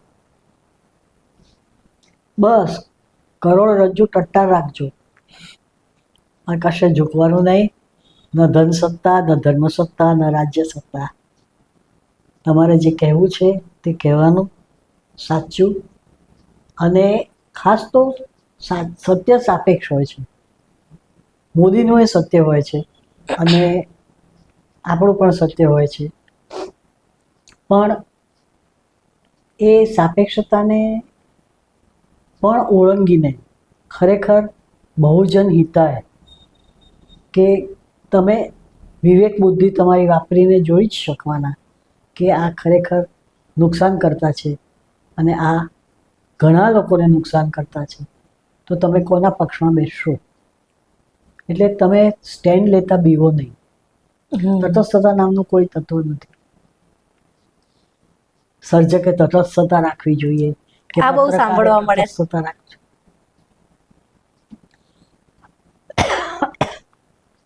હું માનું છું ત્યાં સુધી તમે જ્યાં સુધી સ્ટેન્ડ ના લો, કે પક્ષધર ન થાવ, અને તે પણ કોના? જેનું શોષણ થાય છે, જે સહન કરી રહ્યા છે, જે દબાયેલા છે, એનો અવાજ નહીં બનો, કે એની કલમ નહીં બનો તમે, ત્યાં સુધી તમે કેવી રીતે રાત્રે ઊંઘી શકો? એટલે અત્યારના એ મીડિયા પર્સન હોય કે સર્જક હોય, એમણે આ જોવાનું છે કે હું શાંતિથી રાત્રે સૂઈ શકું. તમારી કલમ કોના માટે ચાલે છે? તમારી કલમ કોના માટે ચાલે?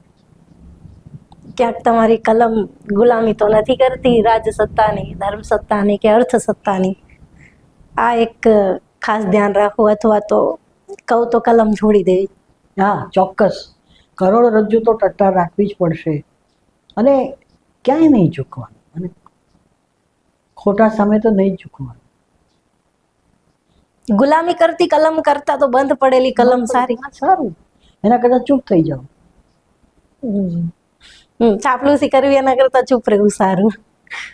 પણ ચૂપ રહેવામાં પણ એક જોખમ છે જ્યોત્સનાબેન, કે ચૂપ રહેવું એ ક્યારેક સંમતિની નિશાની પણ છે. હા, એટલે થોડીક જોખમ લઈને પણ સાચું કહેવા માટે આગળ આવવું.